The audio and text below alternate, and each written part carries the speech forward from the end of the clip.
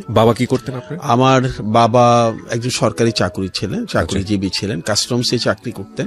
আমার শৈশব বলতে আসলে আপনি যদি আমার কয়েকটি দৃশ্য আসলে ভেসে ওঠে। এক নম্বর হচ্ছে আমরা খুব মধ্যবিত্ত পরিবার ছিলাম, অসচ্ছল ছিলাম এটা আমি বলবো না, তবে মধ্যবিত্তের টানাপোড়নটা ছিল। আমরা স্বাচ্ছন্দ্যের মধ্যে বড় হইনি কখনো, কিন্তু কয়েকটি জিনিস আমাকে খুব নাড়া দেয় এবং আমার খুব মনে পড়ে।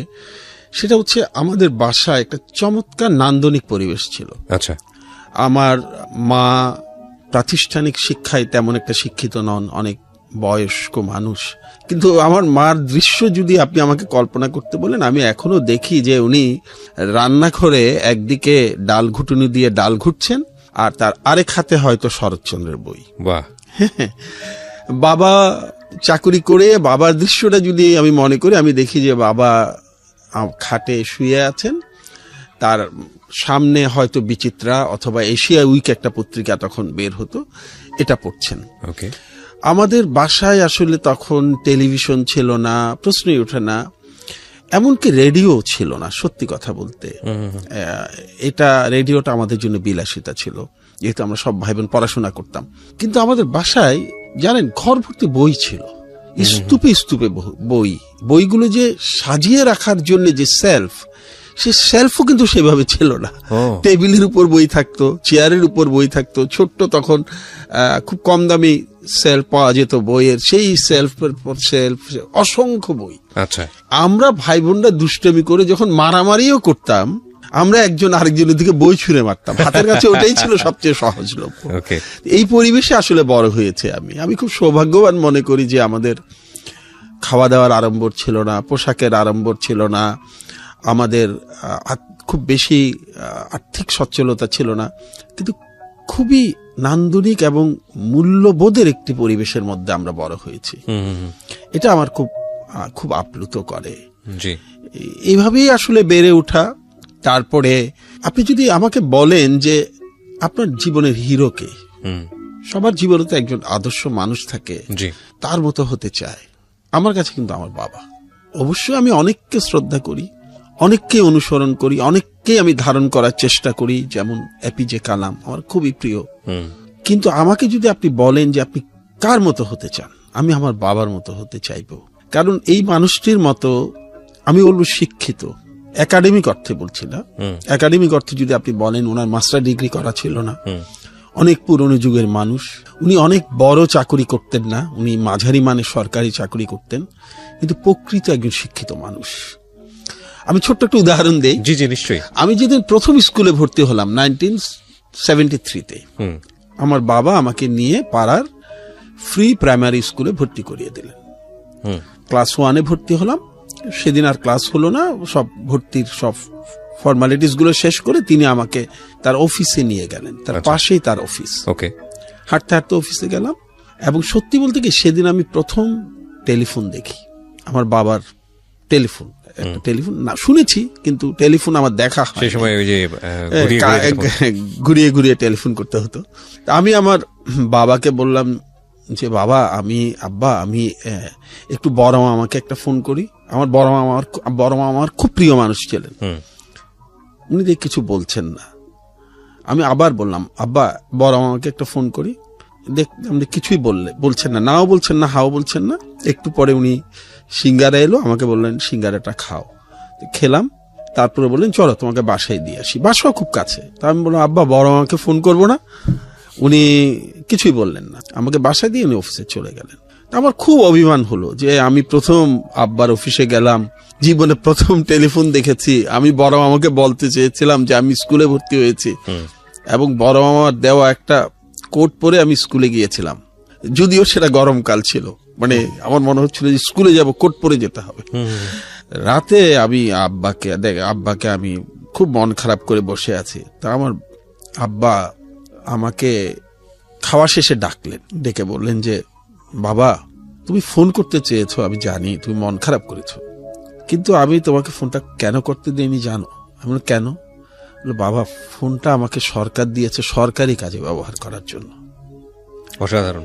এটা আসলে তোমার জন্যে বা পরিবারের কারো সাথে গল্প করার জন্য দেওয়া হয়নি। আমি আমার বাবার 1000 ভাগের 1 ভাগও হতে পারিনি। অসাধারণ, সারা অসাধারণ। জীবন তিনি কিন্তু এইভাবেই জীবন চালিয়েছেন। আরেকটি honest। ঘটনা বলি, জি। একবার বাবা রাতে মাঝে মাঝে অফিসে কাজ করতেন, বাসায় কাজ করতেন, অফিস থেকে নিয়ে আসতেন, কাজ করতেন, অফিস থেকে কাগজ নিয়ে আসতেন, লেখালেখি গুলো করে নোট গুলো করে সকালে নিয়ে যেতেন। তো বাবা একবার কিছু কাগজ এনে রেখেছেন, আমার অঙ্ক করতে হবে, আমার কিছু খাতা দরকার। তখন আপনার মনে আছে কিনা জানি না, আমরা কিন্তু লুজ শিট কিনে খাতা বানাতাম, এই যে সেলাই করতাম। আমি আব্বার ওখান থেকে 10-15টা 20টা পৃষ্ঠা নিয়ে একটা খাতা বানিয়ে অঙ্ক করলাম বা অন্য কাজগুলো করলাম। পরদিন বাবা জিজ্ঞেস করলেন যে কালকে রাতে লিখতে গিয়ে দেখলাম এখানে সম্ভবত 20টা বা 15টা হবে, এতগুলো কাগজ নেই, পাতা নেই, এগুলি কে নিয়েছে? তো আমি বললাম যে বাবা আমি নিয়েছি। তো বাবা কিছু বললেন না, কেন নিয়েছো? আমি বললাম আমি অঙ্ক করার জন্য নিয়েছি। ঠিক আছে, সমস্যা নেই। উনি বেরিয়ে গেলেন। বাসা থেকে খুব কাছেই কিছু দোকান ছিল, উনি কিন্তু গুনে গুনে 20টা কাগজ কিনে আনলেন। কিনে এনে উনি কিন্তু এটা মানে পূরণ করে দিলেন যে ঘাটতিটা ছিল। পরে আমাকে উনি বললেন যে বাবা সরকারি কাগজ কিন্তু তুমি ব্যক্তিগত কাজে ব্যবহার করতে পারো না, এটা কখনোই এখানে হাত দেবে না, তোমার যদি লাগে আমাকে বলবে, আমি কিনে দেব। বাহ, আমি আসলে সেই বাবার আলোতেই কিন্তু মানুষ হয়েছি। অসাধারণ। মোটেও করতাম না, প্রচন্ড দুর্দান্ত দুষ্ট ছিলাম, কারো কথা শুনতাম না এবং স্কুলে যেতাম না, আমাকে টেনেও স্কুলে নেওয়া যেত না। এটা নিয়ে আমার আব্বা আম্মা বোনরা সবাই খুব আপসেট ছিলেন যে স্কুলে যাই না, পড়ি না। সবার তো একটা টেনশন থাকে, বাইরে গিয়ে সারাদিন খেলাধুলা করি, মারামারি করি বা দুষ্টামি করি। একদিন ক্লাস 5-এ আমার মনে আছে, মাসটা হয়তো মার্চ এপ্রিল হবে, আমার বাবা আমাকে স্কুলে নেওয়ার জন্য টানাটানি করছে যে চলো স্কুলে যাই, চলো স্কুলে যাই। আমি খুব বদরাগী ছিলাম, তো আমি করলাম কি, হঠাৎ করে বাবাকে আচমকা একটা ধাক্কা দিলাম। ধাক্কা দেওয়ার কারণে উনি পড়ে গেলেন। পরে উনি হাতে খুব ব্যথা পেলেন। উনি পরে হাতে খুব ব্যথা পেলেন এবং উনি কোকাচ্ছেন, তার চোখ দিয়ে জল গড়িয়ে পড়ছে। তা আমার বোনরা তাড়াতাড়ি করে তাকে ধরে পাশেই আমাদের কলোনিতে একটা ডিসপেন্সারি হসপিটাল টাইপ ছিল, কমিউনিটি হসপিটাল, ওখানে নিয়ে গেলেন। ওরা কিছু ব্যান্ডেজ ট্যান্ডেজ করে দিল। উনি ঘন্টাখানেক পর বাসায় আসলেন। সেদিন অফিসে গেলেন না। উনি বাসায় এসে আমাকে একটি কথাও বললেন না। উনি বিছানায় শুয়ে আছেন, তার হাত ব্যথা করছে, শুধু আমার দিকে মাঝে মাঝে তাকাচ্ছেন। সেখানে মানে রাজ্যের অভিমান, কোনো রাগ না, ক্ষোভ না, কিন্তু অভিমান। সেই মুহূর্তে কিন্তু আমার জীবনটা পাল্টে যায়। আমি আস্তে আস্তে তার পাশে গিয়ে বসলাম। আমি বললাম যে পাশে গিয়ে তার মাথার পাশে বসলাম, বসে তাকে বললাম যে আব্বা, দেখি উনি সাড়া দিচ্ছেন। আমি আবার ডাকলাম যে আব্বা। তখন উনি আমার দিকে তাকালেন।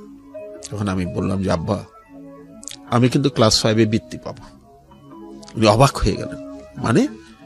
আমি বললাম আব্বা আমি প্রতিদিন স্কুলে যাব। আব্বা আমি আর দুষ্টামি করবো না। আব্বা আমি কিন্তু মেট্রিকে স্ট্যান্ড করব। আব্বা আমি কিন্তু ইন্টারমিডিয়েটে স্ট্যান্ড করব। তুমি শুধু আমার হাতটা ধরে ঝরঝর করে কেঁদে দেবে। এবং আমি খুবই আনন্দিত, তাকে যে কথাগুলো আমি দিয়েছিলাম প্রতিটি কথাই আমি রাখতে পেরেছি। এভাবেই স্কুল শেষ করলাম, স্ট্যান্ডেই করলাম, আত্মপ্রচার হয়ে যাচ্ছে তবু বলি। ইন্টারমিডিয়েটও তাই হলো, ইউনিভার্সিটিতে গেলাম। এবং যখন আমরা আসলে স্কুলে পড়ি ক্লাস 9-এ, কিন্তু আরেকটি বড় পরিবর্তন আসে। সেটি হচ্ছে তখন আমার জীবনে একজন শিক্ষকের আবির্ভাব ঘটে। ক্লাস 8-এ কিন্তু আমার রেজাল্ট কিছুটা খারাপ হয়েছিল। ক্লাস 8 থেকে যখন 9-এ উঠি, তার আগ পর্যন্ত কিন্তু আমার রেজাল্ট খুব ভালো ছিল। তখন আমার স্কুলে যিনি হেড স্যার ছিলেন, ওনার নাম রফিকুল্লাহ স্যার, উনি আমার রেজাল্ট শিট নিয়ে খুব আপসেট হয়ে গেলেন।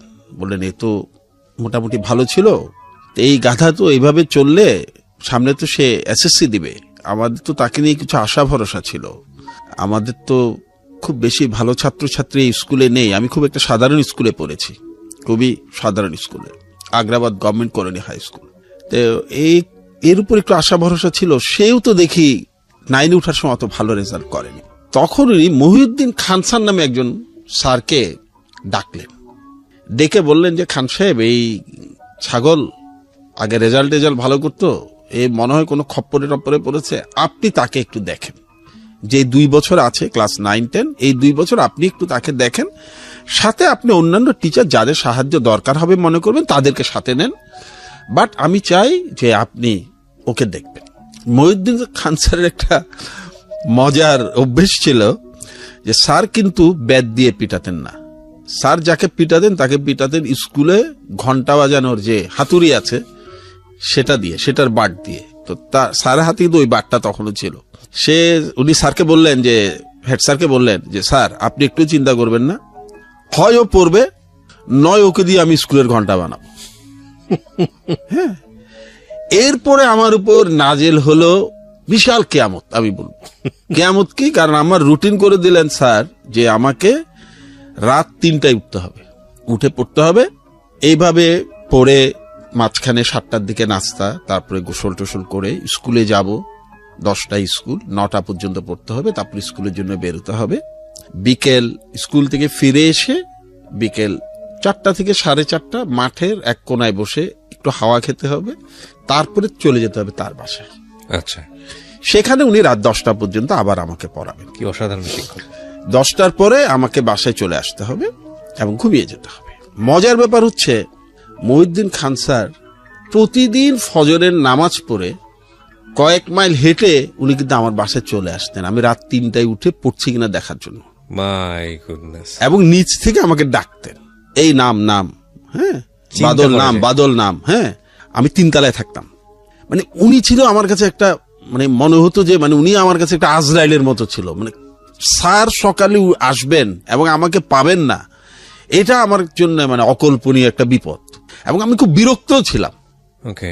এই তারপর আমি নামতাম, ক্লাস 9-এর ঘটনা এটা। 9-এ আমি নামতাম, নামার পরে আমাকে স্যার হাঁটতে হাঁটতে হাঁটতে হাঁটতে আমাকে নিয়ে যেতেন পাশেই, যেখানে আমি বললাম আমার বাবা কাগজ কিনেছিলেন, ওখানে ছোট্ট একটা রেস্টুরেন্ট টাইপের ছিল, ওরা খুব ভোরে পরোটা ভাজতো। তো স্যার কিন্তু প্রতিদিন সকালে চলে আসতেন এবং আমাকে ওই রেস্টুরেন্টে নিয়ে 2টো পরোটা, একটা ডিম পোচ খাওয়াতেন, নিজেও খেতেন।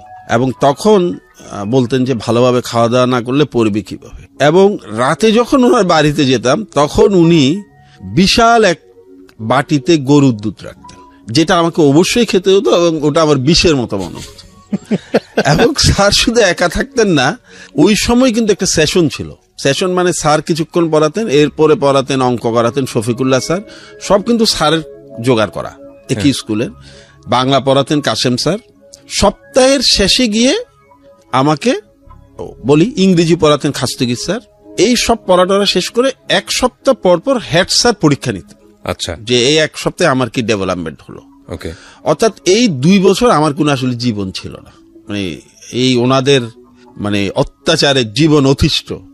তো যখন আমি এসএসসি পরীক্ষা যেদিন শেষ হলো, সেদিন আমি প্রথম যে কাজটা করলাম সেটা হচ্ছে আমার সমস্ত বইপত্র নিয়ে আমি পুরনো দোকানে বিক্রি করে দিলাম। বইয়ের প্রতি আমার এত ক্ষোভ, বই খাতার উপর সব বিক্রি করে দিয়ে আমি আলমা সিনেমা হলে গিয়ে, আমার এক বন্ধু ছিল মানিক, ওকে নিয়ে সিনেমা দেখলাম আরাম করে ওই বই বিক্রির টাকায়।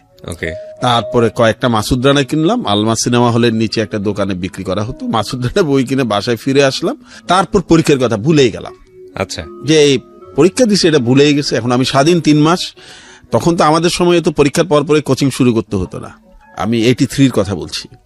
তারপরে পরীক্ষা কথা ভুলে গেছি, পরীক্ষার রেজাল্ট গোল্লায় যাক, কিছুই আমার মাথায় নেই। আমি সারাদিন ক্রিকেট খেলি, তাও কিন্তু ক্রিকেট ব্যাট নেই, ওই তক্তা কেটে বানানো ব্যাট, ওটা দিয়ে ক্রিকেট খেলি। সারাদিন ঘুরি, কখনো বাটারি হিল যায়, কখনো পতেঙ্গা চলে যায়, আমরা বন্ধুরা মিলে। আমার মানে পরীক্ষার রেজাল্টের দিকে আমার কোনো মনোযোগ নাই। একদিন এরকম বিকেলে ক্রিকেট খেলছি, আমাকে বল করছে আর আমি সব বল খুব ভালোভাবে ফিরিয়ে দিচ্ছি। এমন সময় হঠাৎ দেখি পেছন থেকে মহিউদ্দিন খান স্যার মানে খুব ভাঁচকায় গলায় চিৎকার করে উঠলেন, এই ফাজিলের ফাজিল, আজকে তোর রেজাল্ট দিয়েছে আর তুই এখানে জাভেদ মিয়া দাদগিরি ফলাস, স্কুলে সবাই তোর জন্য অপেক্ষা করছে। বলে ছোটখাটো মানুষটা আমাকে কোলে তুলে নিয়ে দৌড়াতে লাগলেন। স্কুল কিন্তু মনে করেন যে আমার যে মাঠ থেকে খেলছে সেখান থেকে আপনি যদি হেঁটে যান আপনার 8-9 মিনিট লাগবে বা 10 মিনিট লাগবে। স্যার আমাকে নিয়ে ছোটখাটো মানুষটি বিদ্যুৎ গতিতে কোলে, এভাবে আক্ষরিক অর্থে কোলে তুলে নিয়ে দৌড়াচ্ছেন। আর উনি, আমার মনে আছে উনি কাঁদছেন, ওনার চোখের পানিগুলো টপ টপ করে আমার গায়ে পড়ছে। এই গায়ে পড়া মানে আমি বুঝতে পারছি না আসলে কি হয়েছে। স্কুলে যাওয়ার পরে বুঝলাম যে সব স্যাররা এবং সব অন্যান্য ছাত্রছাত্রীরা দাঁড়িয়ে আছে, সবাই যখন আমাকে নিয়ে স্যার ঢুকলেন, যে মানে খুব আনন্দের যে একটা চিৎকার, সেই চিৎকার দিয়ে বুঝলাম যে কিছু একটা ঘটিয়ে ফেলেছে। এই স্যার কিন্তু, মহিউদ্দিন স্যার কিন্তু আমৃত্যু আমার সাথে ছিলেন। আমি স্কুল শেষ করে কলেজে যাওয়ার পরে উনি আমাকে ছাড়েন নাই, ইউনিভার্সিটিতে যাওয়ার পরেও ছাড়েন নাই।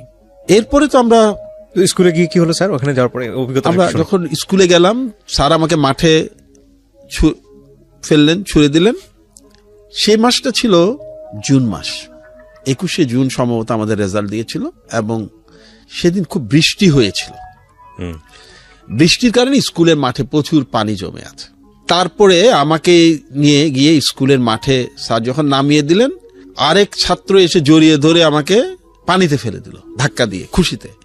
সেও আমার বন্ধুরা সব আমার সাথে পরীক্ষা দিয়েছে। এরপরে অন্যরাও পানিতে ঝাঁপ দিল, তখনও আমি জানি না কি হয়েছে। পানিতে ঝাঁপ দিল, এই দেখা গেল যে এরকম বেশ আমাদের স্কুলে অনেক ছাত্রছাত্রী একসাথে পরীক্ষা দেয়, কিন্তু মানে খুব সিলেক্টেড স্টুডেন্ট না, কয়েকশো ছেলে মেয়ে পরীক্ষা দেয়। দেখলাম যে সমস্ত ছেলে মেয়েরা সে সন্ধ্যায় পানির মধ্যে গড়াগড়ি দিচ্ছে, বিশেষ করে ছেলেরা। একটু পর দেখলাম যে একজন স্যার, ওনার নাম গিয়াসউদ্দিন স্যার, উনি মহিউদ্দিন খান স্যারকে ধাক্কা দিয়ে পানিতে ফেলে দিলেন। ওনার দেখা দেখি গিয়াস স্যারকে একজন ফেলে দিলেন। এইভাবে কিছুক্ষণ পর দেখা গেল যে সবাই খুশিতে পানিতে গড়াগড়ি দিচ্ছে। পরে আমি বললাম, এ আসলে কি হয়েছে, কিসের জন্য এত কিছু? তখন আমাকে বলা হলো যে আমি বোর্ডে 5ম হয়েছি, তাও মানবিক বিভাগ থেকে, এবং এটা আমার স্কুলের জন্য একটা বড় ব্যাপার ছিল, কারণ আমি কিন্তু একটা সহজ সরল সাধারণ স্কুলে পড়েছি। এই স্কুল থেকে একটা পর্যায়ে আমি চট্টগ্রামের খুব নামকরা স্কুলে চলে যেতে চেয়েছিলাম, চিটং কলেজিয়েট স্কুলে। কিন্তু হেড স্যার আমার আব্বাকে বলেছিলেন যে দেখেন, আমার স্কুলটা হচ্ছে খুব সাধারণ ছাত্রছাত্রীদের জন্য, আপনি যে স্কুলে ওকে নিতে যাচ্ছেন ওদের ওখানে কিন্তু সবাই ভালো ছাত্রছাত্রী, অনেক ভালো রেজাল্ট ওরা করবে, কিন্তু ও যদি চলে যায় তাহলে আমার কিন্তু যে মানে আশাটা ছিল যাকে নিয়ে, সেও চলে যাবে। এখানের থেকেও তো ভালো রেজাল্ট করতে হবে, অন্যদের জন্য উদাহরণ তৈরি করতে হবে। আপনি আপনার ছেলেকে এখানে রেখে দেন। তা আমাকে রেখে দেওয়া হয়েছিল, এবং সেই স্কুল থেকে যেহেতু মানে বোর্ডে একটা জায়গা করে নিয়েছিলাম, ওটা ওই স্কুলের জন্য খুব গুরুত্বপূর্ণ ছিল। ওটাই প্রথম ছিল না, আমার আগেও ছিল, কিন্তু ওটা খুব, তবে আমার আগে গ্যাপ ছিল, একটা বড় গ্যাপের পরে আবার, যার কারণে তখন আসলে এটা একটা বড় খবর ছিল। এবং তবে আমি বলে রাখি, এই অতি সাধারণ স্কুল থেকে কিন্তু অনেক বড় বড় ব্যক্তিত্ব পরে বেরিয়েছেন, অনেক বড় যারা বাংলাদেশ সরকারের অত্যন্ত গুরুত্বপূর্ণ দায়িত্ব পালন করেছেন, খুব নামকরা অধ্যাপক হয়েছেন, বিদেশি বিভিন্ন বিশ্ববিদ্যালয়ে খুবই নামকরা অধ্যাপক হয়েছেন, এরকমও আছেন। কিন্তু অন্য স্কুলের মতো প্রতি বছর ভালো প্রোডাক্ট বের করা, সেটা একটু কঠিন ছিল আমার স্কুলের জন্য। আচ্ছা, আমার পরেও করেছে স্ট্যান্ড, আমার চেয়ে ভালো রেজাল্ট করেছে এমনও আছে, কিন্তু ওই বছরের জন্য একটা ইউনিক ছিল। তারপরে যাই, এরপরে তো আমরা চিটং কলেজ গেলাম। তবে যখন আমরা স্কুলে পড়ি তখন কিন্তু আমরা কচিকাচার আসর, দাদাভাই যেটা পরিচালনা করতেন, ওটার সাথে জড়িত হই, এবং কচিকাচার আসরের সাথে যুক্ত হওয়ার কারণে কিন্তু আমরা টুকটাক লেখালেখি শুরু করি, ছড়া কবিতা, স্কুল জীবন থেকেই। এবং সেগুলো আমরা তখন ইত্তেফাকে রকুনুজ্জামান খান দাদাভাই একটা কচিকাচার আসর নামে একটা বিশেষ পাতা করতেন, সেখানে আমরা লেখা পাঠাতাম, সেগুলো ছাপা হতো, মাঝে মাঝে ছাপা হতো। ছাপা হলে আমাদের খুব খুশি। এইভাবে কিন্তু আমরা লেখালেখির জগতে আস্তে আস্তে আসা শুরু করি। ওই সময় বাবার প্রতিক্রিয়া কি ছিল, আপনার জীবনের প্রথম অ্যাচিভমেন্ট, বড় অ্যাচিভমেন্ট? আমার যখন প্রথম অ্যাচিভমেন্ট হয়, আমি বলি, আমার বাবা, তার সামর্থ্য খুব কম ছিল। আমি যখন পানিতে গড়াগড়ি খাচ্ছি, তখন এক পর্যায়ে আমার চিৎকার করে উঠলো আমার স্যাররা যে তোর আব্বা এসছে। হ্যাঁ, তখন আমি পানি থেকে উঠে গেলাম।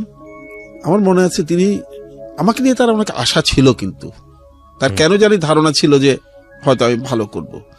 তার সেই আশা পূরণ হওয়ার কারণে, কিংবা আমি জানি না কেন, তিনি খুব স্তব্ধবাক হয়ে শুধু আমার মাথায় হাত বুলাচ্ছেন, আদর করছেন, করতে করতে আমাকে জড়িয়ে ধরলেন।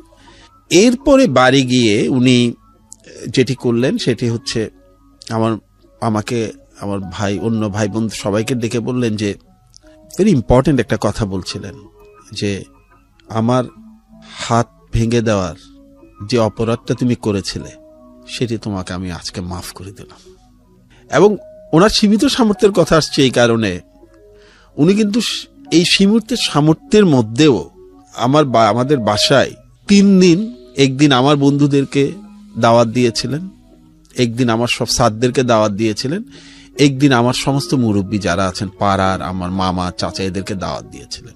আপাত দৃষ্টিতে এটা মনে হতে পারে যে এটা এমন কি ব্যাপার, কিন্তু আমি জানি যে এটা আমার বাবার জন্য অনেক বড় ব্যাপার ছিল। আমার বাবার কিন্তু কোনো ওয়ালেট ছিল না সারা জীবন। উনি সবসময় রুমালের মধ্যে টাকা রাখতেন। তার সীমিত আয়ে এতগুলো প্রোগ্রাম করা, ইট ইজ অ্যামেজিং। আর আমার মা, আমার মনে আছে যে আমি যখন বাবার সাথে বাসায় যাই, আমার মা জড়িয়ে ধরে শুধু কাঁদছিলেন, এবং উনি আমাকে একটি চমৎকার উপহার দিয়েছিলেন। সেটি হচ্ছে উনি আমাকে পাড়ার একটা লাইব্রেরির মেম্বার করে দিয়েছিলেন। বলেছিলেন যে তুই তো বই পড়তে পছন্দ করিস, তো বাবা আমি তোকে কি দেবো, তোকে আমি এই লাইব্রেরিটার মেম্বারশিপ করে দিলাম 20 টাকা দিয়ে, বই এনে এনে পড়ে ফেরত দেওয়া যেত। স্যার আপনি কত সালে এসএসসি করেন? 83-তে। খুব বেশি দিন আগের গল্প না, কিন্তু বাংলাদেশটা অনেক পরিবর্তন হয়ে গেছে। আপনার গল্পটা যখন শুনছি, মানে বাবা মায়ের প্রিন্সিপাল বা আমরা যেভাবে বড় হচ্ছে আমাদের সন্তানদেরকে, আকাশ পাতাল পার্থক্য, মানে চিন্তাই করা যায় না আসলে এই চেঞ্জেসটা। হয়তো আমরা পরে কথা বলবো বিষয়গুলো নিয়ে, বলুন আপনি পরে। হ্যাঁ, তারপরে তো আমরা আসলে লেখালেখি, কবিতা, এগুলো নিয়ে আবার কলেজে গিয়ে আবার একটু দেখা গেল যে কবিতা, লিটল ম্যাগাজিন, এগুলো নিয়ে একটু ব্যস্ত হয়ে যাচ্ছি। তখন বাবাকে আমার চিটং কলেজে প্রিন্সিপাল একদিন একটা চিঠি দিলেন। আমি চিটং কলেজে ভর্তি পরীক্ষায় খুব ভালো করেছিলাম। বাবাকে একটা চিঠি দিলেন যে আপনার বাচ্চা খুবই প্রমিজিং, তবে ইদানিং ও মনে হচ্ছে যে একটু কবিতা লেখা ও বিভিন্ন অন্যান্য কাজে ব্যস্ত হয়ে পড়েছে, আপনি যদি পারেন আমার সাথে একটু দেখা করবেন। এটা তখন দেওয়া হতো কলেজ থেকে। তো বাবা দেখা করলেন, দেখা করার পরে স্যার বললেন, মোজাম্মেল স্যার আমাদের প্রিন্সিপাল ছিলেন, তিনি বললেন যে ওকে একটু টেক কেয়ার করতে হবে। বাবা আসার পরে বাবা প্রথম খবর দিলেন মহিউদ্দিন স্যারকে। স্যার কিন্তু খবর আমার সবসময় নেন। তো বললেন যে স্যার আপনার ছাত্র সম্পর্কিত প্রিন্সিপাল এটা বলেছে। তখন মহিউদ্দিন স্যার আবার আমার দায়িত্ব নিলেন। তখন আমরা মনে হয় 2nd ইয়ারে উঠেছি, এবং আমাকে উনি আবার আগের রুটিনে ফিরিয়ে নিলেন। এই ক্ষেত্রে আমার আরেকটা গুরুত্বপূর্ণ ব্যাপার আছে, এটাও বলা দরকার। সব মানুষের প্রতি কৃতজ্ঞতা প্রকাশের সময় সবসময় পাওয়া যায় না, ধন্যবাদ দেওয়ার আগেই অনেক সময় চলে যেতে হয়। আমার একজন বন্ধু ছিল, ওর রেজাল্টও খুবই ভালো ছিল, খুবই ভালো রেজাল্ট করে এসেছিল, আমরা একসাথে পড়তাম। আপনার একটা ধারণা আছে নিশ্চয়ই, এখন আছে কিনা জানি না, ছাত্রছাত্রীদের মধ্যে থাকতে পারে, যে ভালো ছাত্রছাত্রীদের মধ্যে কিন্তু এক ধরনের ঈর্ষার সম্পর্ক থাকে। কেউ কাউকে নোট ধার দিতে চায় না, কেউ কাউকে খুব একটা হেল্প করতে চায় না। তা আমার একজন বন্ধু ছিল খুবই মেধাবী, এবং আমরা জানতাম যে ও বোর্ডে 1st বা 2nd হবে। একদিন আমি বসে বসে এই কবিতার আড্ডা মারছি, তাও কলেজ থেকে কিছুটা দূরে, দেখছি আমার সেই বন্ধু এসে হাজির। এসে বলল যে এই যে রবীন্দ্রনাথ ঠাকুর সাহেব, এদিকে আসেন। আমি তো খুব বিব্রত হওয়ার 2টো কারণ আছে। একটা হচ্ছে যে এখানে সে কেন আসলো, দ্বিতীয়ত আমাদের সময় কিন্তু আমরা অত ছিলাম না, আজকে যত ছেলেমেয়েরা যত সহজে মিশে অত ছিলাম না। আমার এই বন্ধুটি ছিলেন আসলে একজন ছাত্রী, এসে আমাকে হঠাৎ বন্ধুদের মাঝ থেকে এই রবীন্দ্রনাথ ঠাকুর এখানে আসেন, এটা তো খুব বড় মানিজ্যতের ব্যাপার। তা আমি গিয়ে খুব রাগ করে বললাম যে কি, তুমি কেন এসছো? বললো না, শুনলাম আপনি কাজী নজরুল ইসলামের মতো ল্যাটোদ্দনে নাম লিখিয়েছেন, তো সামনে তো পরীক্ষা, পড়াশোনা কিছু করেছেন? এগুলি কিন্তু সে রাগ করে বলছে করেছেন, আমাদের মধ্যে তুমি সম্পর্ক। আমি বললাম কি পড়বো, আর বেশি তার সময় নাই, নোট তো কিছু নাই। তো বললো যে নোট আমি দিব, আমার নোট আমি দিব, নোটগুলো ঠিকভাবে পড়ে ফেরত দিতে হবে, না হলে পেন্সিল দিয়ে চোখ গেলে দিব। বস্তুত ওর নোট নিয়ে আমি পড়ি। একদিকে মহিউদ্দিন স্যারের কড়া শাসন, কিন্তু ছাত্র, আমি তখন তো কলেজে চলে গেছে, মানে ওইভাবে, মানে স্যারও তো স্কুলে ব্যস্ত, আমার তাৎক্ষণিকভাবে প্রত্যেকটা বিষয় আবার নোট করে সময় বেশি নিয়ে রেডি করে নিয়ে আসা। আমাদের সময় তো নোট করে পড়তে হতো, এখনকার মতো গাইড বই পাওয়া যেত না। আমার এই বন্ধুটি কিন্তু আমাকে নোটগুলো করে দিত, ও যেটা করতো সেটা দিত আমাকে, এবং এটা তাকে আমার ফেরত দিতে হতো, এবং তাকে আমার কিন্তু অনেকটা পরীক্ষা দিতে হতো এটা আমি পড়লাম কিনা। অনেকটা এই দুজনের কারণেও আমি এইচএসসি তো মোটামুটি বোর্ডে একটা জায়গায় করে নেই, যদিও আমার এই বন্ধুটি আরো ভালো করেছিল, সে 2nd হয়েছিল। আপনার পজিশন কত হয়? আমার ছিল 11th। ওকে, তখন তো 20 জন ছিল স্ট্যান্ড করার। 20 জন ছিল। এরপর তো আমরা কিছুটা রাজনীতি নিয়ে ব্যস্ত হয়ে গেলাম, লেখালেখি নিয়ে ব্যস্ত হয়ে গেলাম। তখন তুমুল কবিতা, আমরা কিছু বিশেষ ধারণার রাজনীতি করতাম, যেগুলোকে প্রগতিশীল ধারণা বলা হয়, ওগুলো নিয়ে আমরা খুব ব্যস্ত হয়ে গেলাম। তখন পর্যন্ত কি জীবনের এম ঠিক হয়েছে যে এত ভালো রেজাল্ট, কোথায় যাব, কি করব? আমি একটা কথা বলি, ফ্রম ডে ওয়ান আমার দুটো ইচ্ছে ছিল। একটা হচ্ছে আমি বিশ্ববিদ্যালয়ের শিক্ষক হব, আর যদি বিশ্ববিদ্যালয়ের শিক্ষক হতে না পারি আমি সিভিল সার্ভিসে আসবো। ওকে, দুটোর মধ্যে একটা। এক্ষেত্রে আমি শেষ পর্যন্ত আমার বাবার ইচ্ছেটাকে প্রাধান্য দেই। আমার বাবা আমাকে বলছিলেন যে আমি তাকে যখন জিজ্ঞেস করলাম যে বাবা আমি আসলে কি হব, আপনি কি চান, তখন আমার বাবা আমাকে একটা ইম্পর্টেন্ট কথা বলেছিলেন। যে বললো যে বাবা আমি তো 1949 সালে চাকরিতে ঢুকেছি। তখন মুসলমানরা পড়াশোনাই খুব কম করত, সত্যি কথা বলতে, এবং তারা চাকরি করবে এটা চিন্তাও করতে পারতেন না। এবং আমার বাবা চাকরি করার কারণে কিন্তু আমার দাদা একটু রাগও ছিলেন, কারণ আমার দাদা ছিলেন কিন্তু একদম জাত ব্যবসায়ী। চিটাগনিয়ানরা তো ব্যবসা করেন, এবং উনি ব্যবসা বাণিজ্য ছেড়ে পড়াশোনা করে, উনিও কিন্তু পড়াশোনা করতে পেরেছেন আমার দাদির কারণে, কারণ আমার নানা আবার কিন্তু খুব বড় সরকারি কর্মকর্তা ছিলেন। ওকে, নানার বাড়ি থেকে নানা আমার যেটা বলছি, আমার নানার কথা বলছি এই কারণে যে আমার নানা কিন্তু আমার দাদির ভাই। উনি ওনার ভাই দ্বারা অনুপ্রাণিত হয়ে উনি চিন্তা করলেন যে ছেলেদেরকে ইংরেজি শিক্ষায় শিক্ষিত করবেন। তা আব্বা 1949 সালে সরকারি চাকরিতে ঢুকেন। তো আমাকে বললেন যে বাবা আমরা তো পড়াশোনা কোন রকম ইন্টারমিডিয়েট পাশ করে সরকারি চাকরিতে ঢুকে গেছি, কিন্তু আমাদের সময়ে এত সুযোগও ছিল না, কিছুই ছিল না, চাকরিতে ঢুকতে পেরেছি এটাই বড় কিছু। একটা মাঝারি মানের চাকরি করছি আমি। সারা জীবন যারা সিভিল সার্ভিস পরীক্ষা পাশ করে আসছেন তাদেরকে সালাম দিয়েছি, আমি বুঝতে পেরেছি। আমার খুব ইচ্ছা তুমি সেই সালামটা পাও। আরেকটা মজার কথা বলি, আমার বাবা, আমি যখন এসএসসি রেজাল্ট দিল, আপনি বললেন না যে বাবার প্রতিক্রিয়াটা আরেকটু বুঝাই। এসএসসি রেজাল্ট দেওয়ার পরে আমার বাবার একজন রুমমেট ছিলেন, মানে ওনারা এক রুমে থাকতেন এক সময়। উনি খুব নাম করা ইনকাম ট্যাক্স কমিশনার ছিলেন। যখন আমার বাবা কাস্টমস সুপারিনটেন্ডেন্ট, তখন উনি ইনকাম ট্যাক্স কমিশনার, খুবই জাদ্রের, পরে আরো উচ্চ পর্যায়ে গিয়েছিলেন। তো ওনারা এক রুমে কিন্তু দীর্ঘদিন ছিলেন, কিন্তু বাবা কিন্তু ওই বন্ধুর সাথে মিশতেন না, যেতেন না, খুব আনইজি ফিল করতেন গ্যাপটার কারণে, পোস্ট এন্ড পজিশন কারণে। আমার যেদিন আমার এসএসসি রেজাল্ট দিল তার 2 দিন পরে বাবা আমাকে বললেন যে আজ বিকেলে তুমি রেডি হয়ে থাকবে, তোমাকে আমি একটা বাসায় নিয়ে যাব। তা আমি তো ঠিক বুঝতে পারছি না কোথায় নিয়ে যাবে, আমার খেলার সময়ে একটু বিরক্ত। পরে তিনি আমাকে হাঁটতে হাঁটতে একটা বাসায় নিয়ে গেলেন, একটা লাল একটা বাংলো, চমৎকার লাল ইটের একটা চমৎকার একটা বিশাল বাংলো। তো ওই বাড়িতে উনি নক করলেন, যিনি দরজা খুললেন তাকে বললেন যে একটু স্যারকে বলেন যে অমুক এসছে। তখন আমি জানি না কার কাছে এসছেন। একটু পরে দেখলাম যে ডুপ্লেক্স বাড়ি, 2 তলা থেকে এক ভদ্রলোক নামলেন। তখন আব্বা আমাকে বললেন উনি ইনকাম ট্যাক্স কমিশনার মেজবাউদ্দিন সাহেব।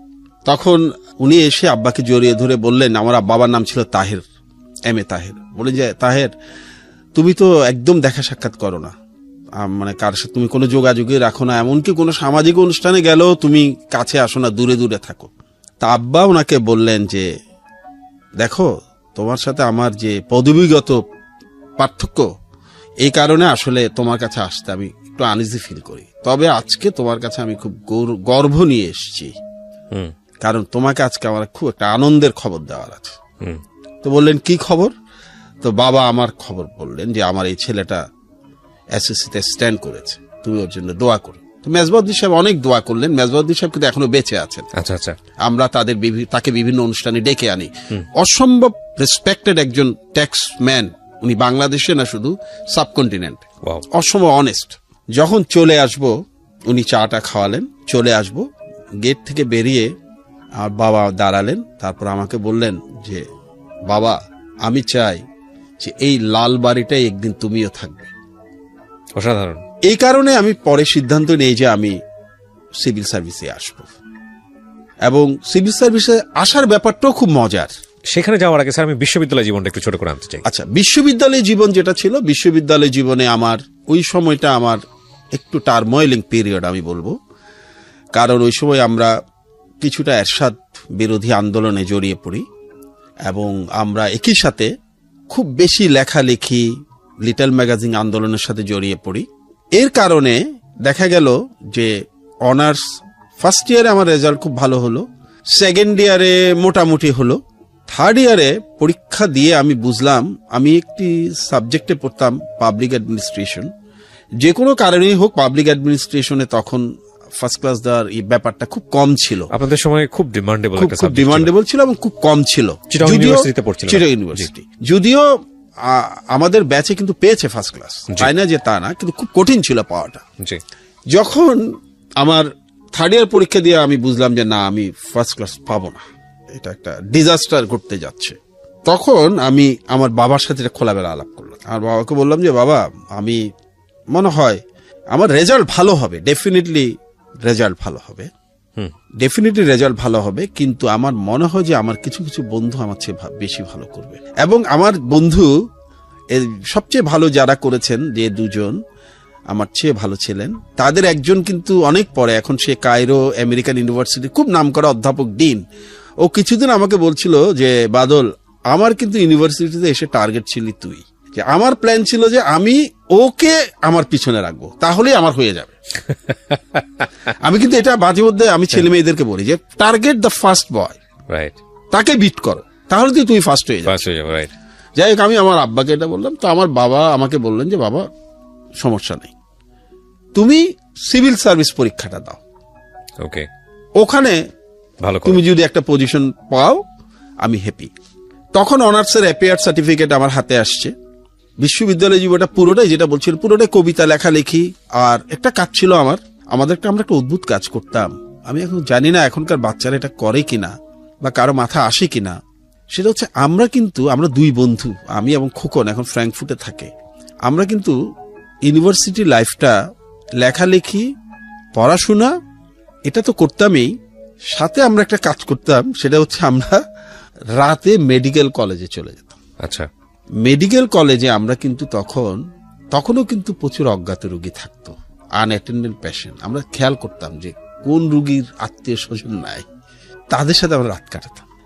তাদের সাথে রাত কাটাতাম। আমার কেন জানি মনে হতো যে এটা এক ধরনের নেশাই পরিণত হয়েছিল, জানেন। পরে এক পর্যায়ে কিন্তু মেডিকেল কলেজে আমাদেরকে অনেকেই চিনত, যে এরকম পেশেন্ট পেলে আমাদেরকে খবরও দিত, যে এটা কি আপনি একদম পুরা নিজে থেকে আমার খোকনের রাজনীতির মতাদর্শ নিজের মধ্যে এসছে, এরকম কোনো ব্যাপার না, কোনো ব্যাপার, একদম নিজে থেকে। হঠাৎ আমি আর খোকন চিন্তা করলাম যে এই মেডিকেলে তো অনেক রুগী, এর মধ্যে খোকন একবার হসপিটালে গিয়েছিল একটা কারণে, ওকে অ্যাটেন্ড করতে গিয়ে আমরা দেখলাম যে এরকম অনেক পেশেন্ট ছিল, পেশেন্ট থাকে। তখন আমরা দুজন গিয়ে হসপিটালে গিয়ে সময় দিতাম। এই কাজগুলো করে ইউনিভার্সিটি জীবনটা কেটেছে। পড়াশোনাটা কম করেছি, কিন্তু বাইরের পড়াশোনা প্রচুর করেছি, আর টিউশনি করেছি। আমার বাবা কিন্তু 86-এ রিটায়ারমেন্টে চলে যান। আমি কিন্তু ইউনিভার্সিটি থেকে বের হয়েছি 93-তে সেশন জ্যামের কারণে, যদিও চাকুরিতে আগে ঢুকে গেছি। আমি কিন্তু পুরো সময়টা কিন্তু এরপরে টিউশনি করে পড়েছি, কারণ বাবার পেনশনের টাকায় সামান্য সঞ্চয়পত্র, সেটার টাকায় আসলে উনি পুরোপুরি খরচ আমাদের দেওয়ার সামর্থ্য ছিল না। I am very much proud of it, যে আমার বাবা, আপনি একটু আগেই বললেন, এমন একটি দপ্তরে কাজ করতেন যেখানে চাইলে অনেক কিছুই করা যেত। তিনি সেটি না করে অল্প সঞ্চয়পত্র, রিটায়ারমেন্টের পরে উনি 7 লাখ টাকার পেনশন বেনিফিট পাওয়ার পরে উনি জীবনে প্রথম লাখ টাকা একসাথে দেখেন, এবং উনি কাঁদছিলেন ওই টাকাটা বাসায় আনার পরে, যে এত টাকা উনি কি করবেন। What a story! কি করবেন এই টাকা, 7 লাখ টাকা, এটা কি করবেন উনি। যাই হোক, ওই সঞ্চয়পত্রের টাকায় হতো না, আমি টিউশনি করতাম। টিউশনি করে বই কিনতাম, নিজের কাপড় চোপড় কিনতাম, এবং ছোট ভাইদেরকেও মাঝে মধ্যে দিতাম। এবং আমি কিন্তু চট্টগ্রাম শহরের খুব কাঙ্ক্ষিত হাউস টিউটর ছিলাম। সব গার্ডিয়ানরা মনে করতেন যে ওকে যদি টিচার হিসেবে রাখা যায় রেজাল্ট ভালো করবে। আপনার রেজাল্ট এখানে অনেক বড় একটা ফ্যাক্ট হয়েছে। আর হচ্ছে কি, আমার ছাত্রছাত্রীদের সাথে আমার একটা অত্যন্ত ভালো রিলেশন ডেভেলপ করতো, এবং শিক্ষক হিসেবে আসলেই মনে হয় ভালো ছিলাম, কারণ আমি যাদেরকে পড়িয়েছি তারা ঈর্ষণীয় ভাবে সফল। ঈর্ষণীয়, কেউ ডাক্তার, ইঞ্জিনিয়ার, খুব বড় কর্পোরেট বস। এদেরকে যখন এরা বিভিন্ন এয়ারপোর্টে দেখা হয়, সেদিন গত সপ্তাহে দেখা হয়েছিল, আমার ছাত্রী, সে খুব বড় একটি প্রতিষ্ঠানের চিফ এক্সিকিউটিভ অফিসার এবং অনেক চ্যারিটি করে। সে লাফ দিয়ে উঠে যখন স্যার করছিল, অত্যন্ত স্মার্ট ভদ্রমহিলা, এখন তো বড় হয়ে গেছে, সবাই খুব অবাক হয়ে তাকাচ্ছে, কিরে এই কালো সহজ সাধারণ মানুষটিকে এত স্মার্ট একজন মহিলা এত স্যার করে, মানে আমার ব্যাগ ধরতে দিচ্ছে না আমাকে, মানে পারলে সে মানে আমাকে হাতে ধরে প্লেনে তুলে, এরকম অবস্থা আর কি। যার কারণে আমার কিন্তু টিউশনিতে আয় ভালো ছিল, বাট আমি খুব মনোযোগ দিয়ে পড়াতাম। এর সাথে সময় যখন কারফিউ ছিল না, সকাল 7টা থেকে কারফিউ, আমি কিন্তু ভোর 5টায় উঠে পড়াতে চলে যেতাম। আচ্ছা, তখন আমার হাতে যে টিউশন ছিল 4টায় উঠে চলে যেতাম। এই 7টার মধ্যে কিন্তু 2-3টা টিউশন বাসায় চলে আসতাম। I never missed any day. তো যেটা বলছিলাম যে এইভাবে ইউনিভার্সিটিটা যখন শেষ করছি, তখন আমার এক ভাই ছিলেন, হারুনুর রশিদ পিন্টু, জি, পাড়ার বড় ভাই, কিন্তু একদম আপন ভাইয়ের। উনি একদিন একটা বিসিএস এর ফর্ম এনে দিলেন, বলে তুই বিসিএস দে। টিউশনি করতে করতে এক পর্যায়ে টিউশনি গর্তে ঢুকে গেলে আর বেরোতে পারবি না, কারণ তোর হাতে কাঁচা টাকা আসছে, ট্রু, আর বেরোতে পারবি না। আমার এক বন্ধু ছিল সালমান, সেও বলে যে না তুই বিসিএস দে, পরে দেখবি যে এই টিউশনির ভিত্তি টাকা হাতে কাঁচা টাকা আসলে আর পরীক্ষা দিতে ইচ্ছা করবে না। তখন আমি বললাম যে ভাইজান কি পরীক্ষা দিব, এখনো মাত্র অনার্স শেষ করলাম, রেজাল্টও দেয় নাই। বলে তুই দে। তখন আমার কাছে ফর্ম নিয়ে আসলেন, ফার্স্ট চয়েস কি দিব, তখন সাতকাহন পড়েছে সমরেশ বসুর, সাতকাহন। ভাগ্যক্রমে সমরেশ মজুমদার আমার অত্যন্ত আপন মানুষ এখন।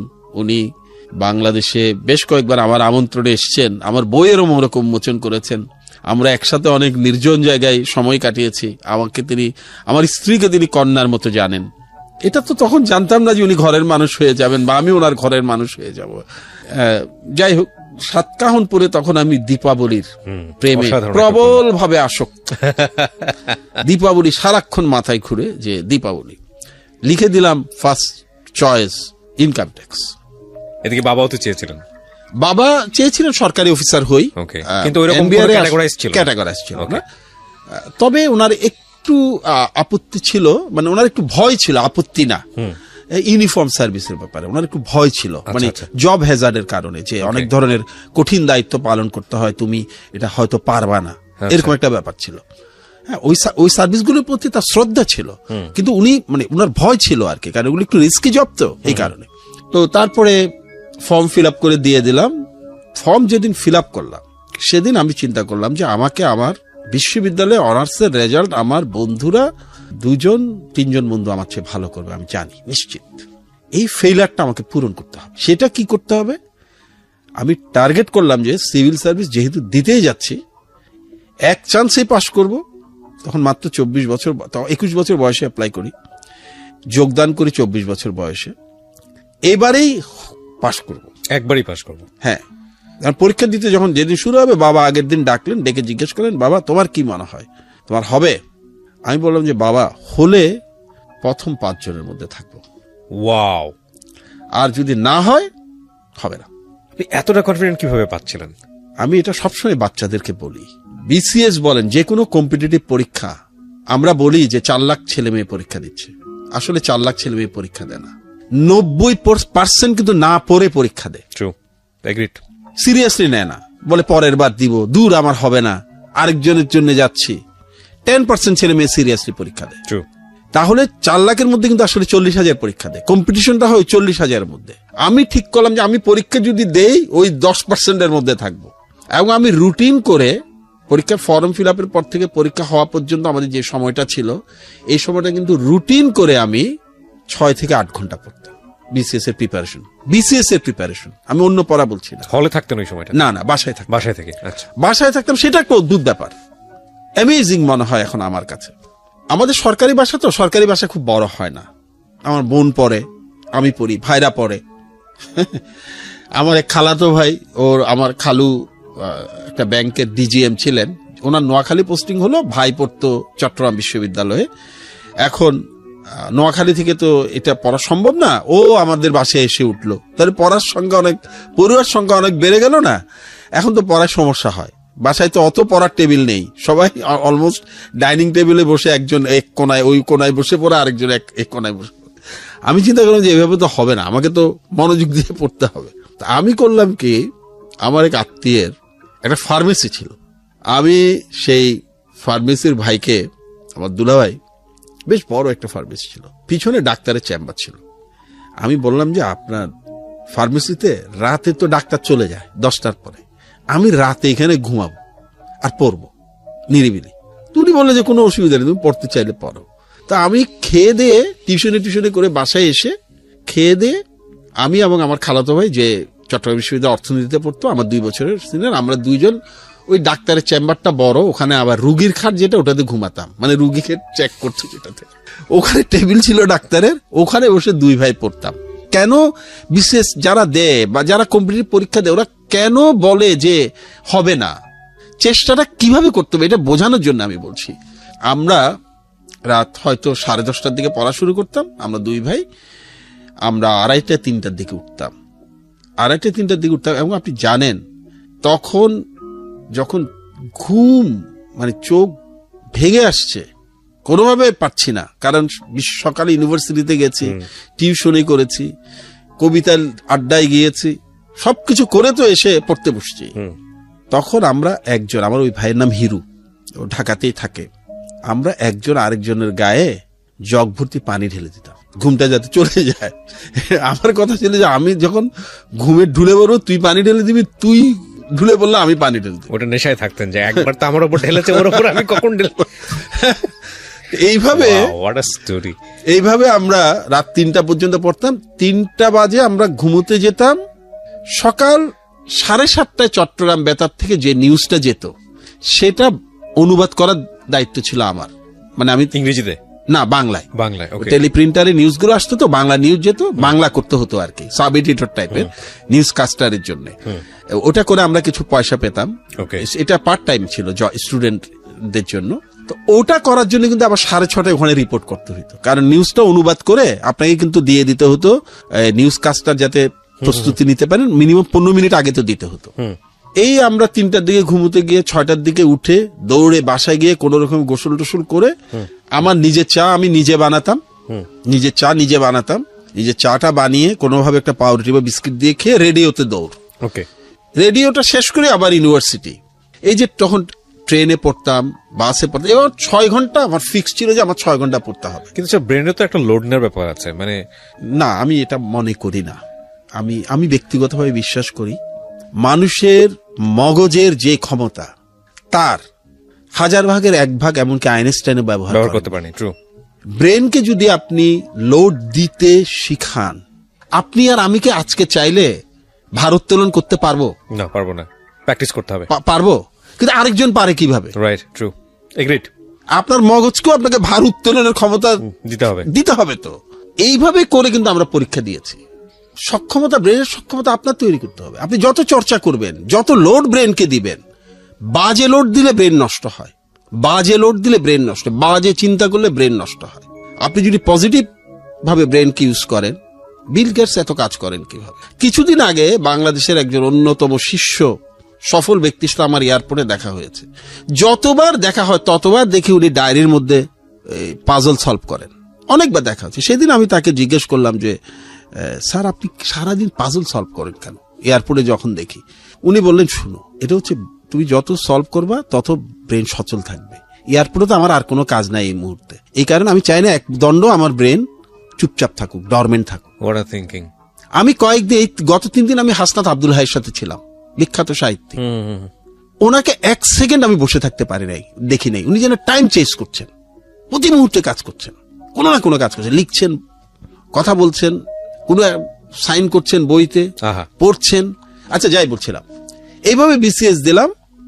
ভাইবা বোর্ডও আমাকে প্রথমে জিজ্ঞেস করলো যে তোমার তো রিটেনের রেজাল্ট বেশ ভালো, তুমি ইনকাম ট্যাক্স কেন পছন্দ দিয়েছো? কথার মধ্যে একটু সন্দেহের ভাব, কারণ আপনি যেটা বললেন একটু আগে, এই ডিপার্টমেন্টগুলো নিয়ে একটু বাজারে অন্য ব্যাপার আছে।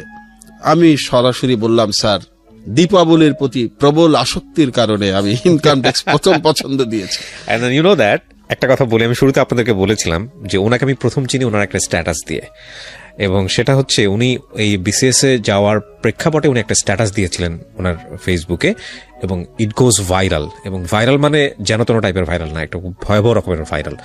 ওটা পড়ার পরে আমি ওনাকে কিছুটা চিনতে পারি। আর একটা বড় বিষয় হচ্ছে যে উনি যে সাবজেক্টে পড়াশোনা করেছেন সেই সাবজেক্টের, উনি আমার বড় ভাই, আমিও পাবলিক অ্যাডমিনিস্ট্রেশনে পড়াশোনা করেছি। তো সেদিক থেকে একটা আগ্রহ ছিল। জি, তারপরে কি হলো ভাইবাতে? যিনি ভাইবা বোর্ডের ছিলেন উনি হোয়াট, হু ইজ দীপাবলি?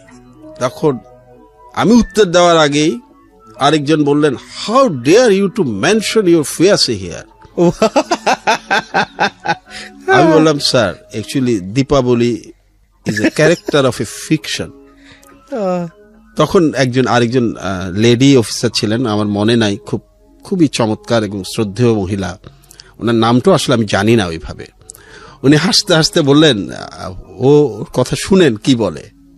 আমার ধারণা উনি বুঝতে পেরেছেন। বলো। আমি বললাম, স্যার আমি এই ফর্ম ফিল আপ করার সময় সমরেশ মজুমদারের সাতকাহন পড়েছি, ওটার নায়িকার নাম Deepavali, Deepavali income tax officer, IRS সার্ভিসের সদস্য। স্যার আমি দীপাবলির প্রতি এত আসক্ত যে আমার ইনকাম ট্যাক্স অফিসার হতে ইচ্ছা হয়েছে, তাই আমি income tax officer, income tax সার্ভিসটা প্রথম পছন্দ দিয়েছি। তখন ওনারা হো করে হেসে উঠলেন, বললেন মানে হো করে হেসে উঠে বললেন যে ওকে ওকে ঠিক আছে, উই আন্ডারস্ট্যান্ড। এরপর আমরা পরের প্রশ্নে যাই। পরের প্রশ্নগুলোতে আর না যাই, এটা ইন্টারেস্টিং এই কারণে যে কিছুদিন অনেক বছর পরে, তখন সমরেশ মজুমদারের সাথে আমি এত ঘনিষ্ঠ হইনি, ওনার সাথে একটা প্রশ্ন উত্তর পর্বে আমার দেখা, মানে উনি একটা সেশন করেছেন, শেষে প্রশ্ন উত্তর পর্ব। তা আমি এক কোনায় পিছনে বসে আছি, এক পর্যায়ে আমি হাত তুললাম নিরীহ ভঙ্গিতে, বললাম যে একটু আমাকে দেন। তখন আমাকে দিল। তো আমি বললাম যে শ্রদ্ধেয় সমরেশ মজুমদার, আমাকে এই শহরের সবচেয়ে অজনপ্রিয় ব্যক্তিতে পরিণত করার জন্য আপনি দায়ী। তখন উনি বললেন, অবাক হয়ে কিছুটা গর্জে উঠে বললেন, আপনি এটা কি বলছেন? আপনাকে তো আমি চিনি না, আপনাকে আমি কিভাবে অজনপ্রিয় করলাম? আমি তখন বললাম, স্যার আপনার সাতকাহন পড়ে আমি ইনকাম ট্যাক্স অফিসার হয়েছি, এখন এই শহরের কেউ আমাকে পছন্দ করে না, এমনকি আমার স্ত্রীও বিশ্বাস করে তার কথা আমাকে বলে না। হ্যাঁ, তো এরপরে তো ওনার সাথে খুব মজার সম্পর্ক, যেখানেই দেখা হয় উনি অন্যদেরকে বলে ওকে আমি সবচেয়ে আনপপুলার পার্সনে পরিণত করছি। হ্যাঁ, তো ওনাকে একবার জিজ্ঞেস করেছিলাম, আপনি এত কিছু বাদ দিয়ে ইনকাম ট্যাক্স অফিসার কেন বানালেন দীপাবলিকে? বললেন যে আসলে আমি কিছুদিন ইনকাম ট্যাক্সে কাজ করেছি, আমার আর কোথাও চাকরির অভিজ্ঞতা নাই, তাই তাকে সরকারি অফিস বলতে আমি ওটাই জানি। কিছুটা বোধহয় ওনারও আত্মকথন, মানে ছোটবেলায় পর্বতে বড় হওয়া। কিছুটা ওই বাগানটা, যে বাগানটার কথা উনি বলেছেন, ওই বাগানটার নাম পরিবর্তন করে স্বর্গছেরা বাগান রাখা হয়েছে। আমি যাব ওনার সাথে, আমাকে উনি আমন্ত্রণ দিয়ে রেখেছেন ওই বাগানে নিয়ে যাবেন, এবং উনি অপেক্ষা করছেন আমরা কখন যাব। আচ্ছা, যাই বলছিলাম, BCS এর রেজাল্ট যে দিন দেয় সেই দিন কিন্তু আমার জীবনের মোড় ঘুরে যায়। সেটা সমৃদ্ধি, উপরে উঠা, ক্ষমতা, ক্যারিয়ার, এসবের অর্থে না, মোটেও না। আমার রেজাল্ট দিয়েছিল অক্টোবরে। রেজাল্ট নেওয়াটা অদ্ভুত। খবর পেলাম যে BCS এর রেজাল্ট দিয়েছে, দৌড়ে গেলাম, পেপারে তখনও তো আসবে তো পরদিন, গেলাম চট্টগ্রাম পাবলিক সার্ভিস কমিশন অফিসে, সরাসরি সাহস করে অ্যাসিস্ট্যান্ট ডাইরেক্টর যিনি ছিলেন তার রুমে ঢুকে গেলাম। বয়স্ক একজন মানুষ দাড়িওয়ালা পান খাচ্ছেন, উনি একটু রেগে আমাকে বললেন, এই ছেলে তুমি কি চাও, কেন ঢুকেছো? আমি বললাম, স্যার BCS এর নাকি রেজাল্ট দিয়েছে, আমি পরীক্ষা দিয়েছি স্যার, এই কারণে।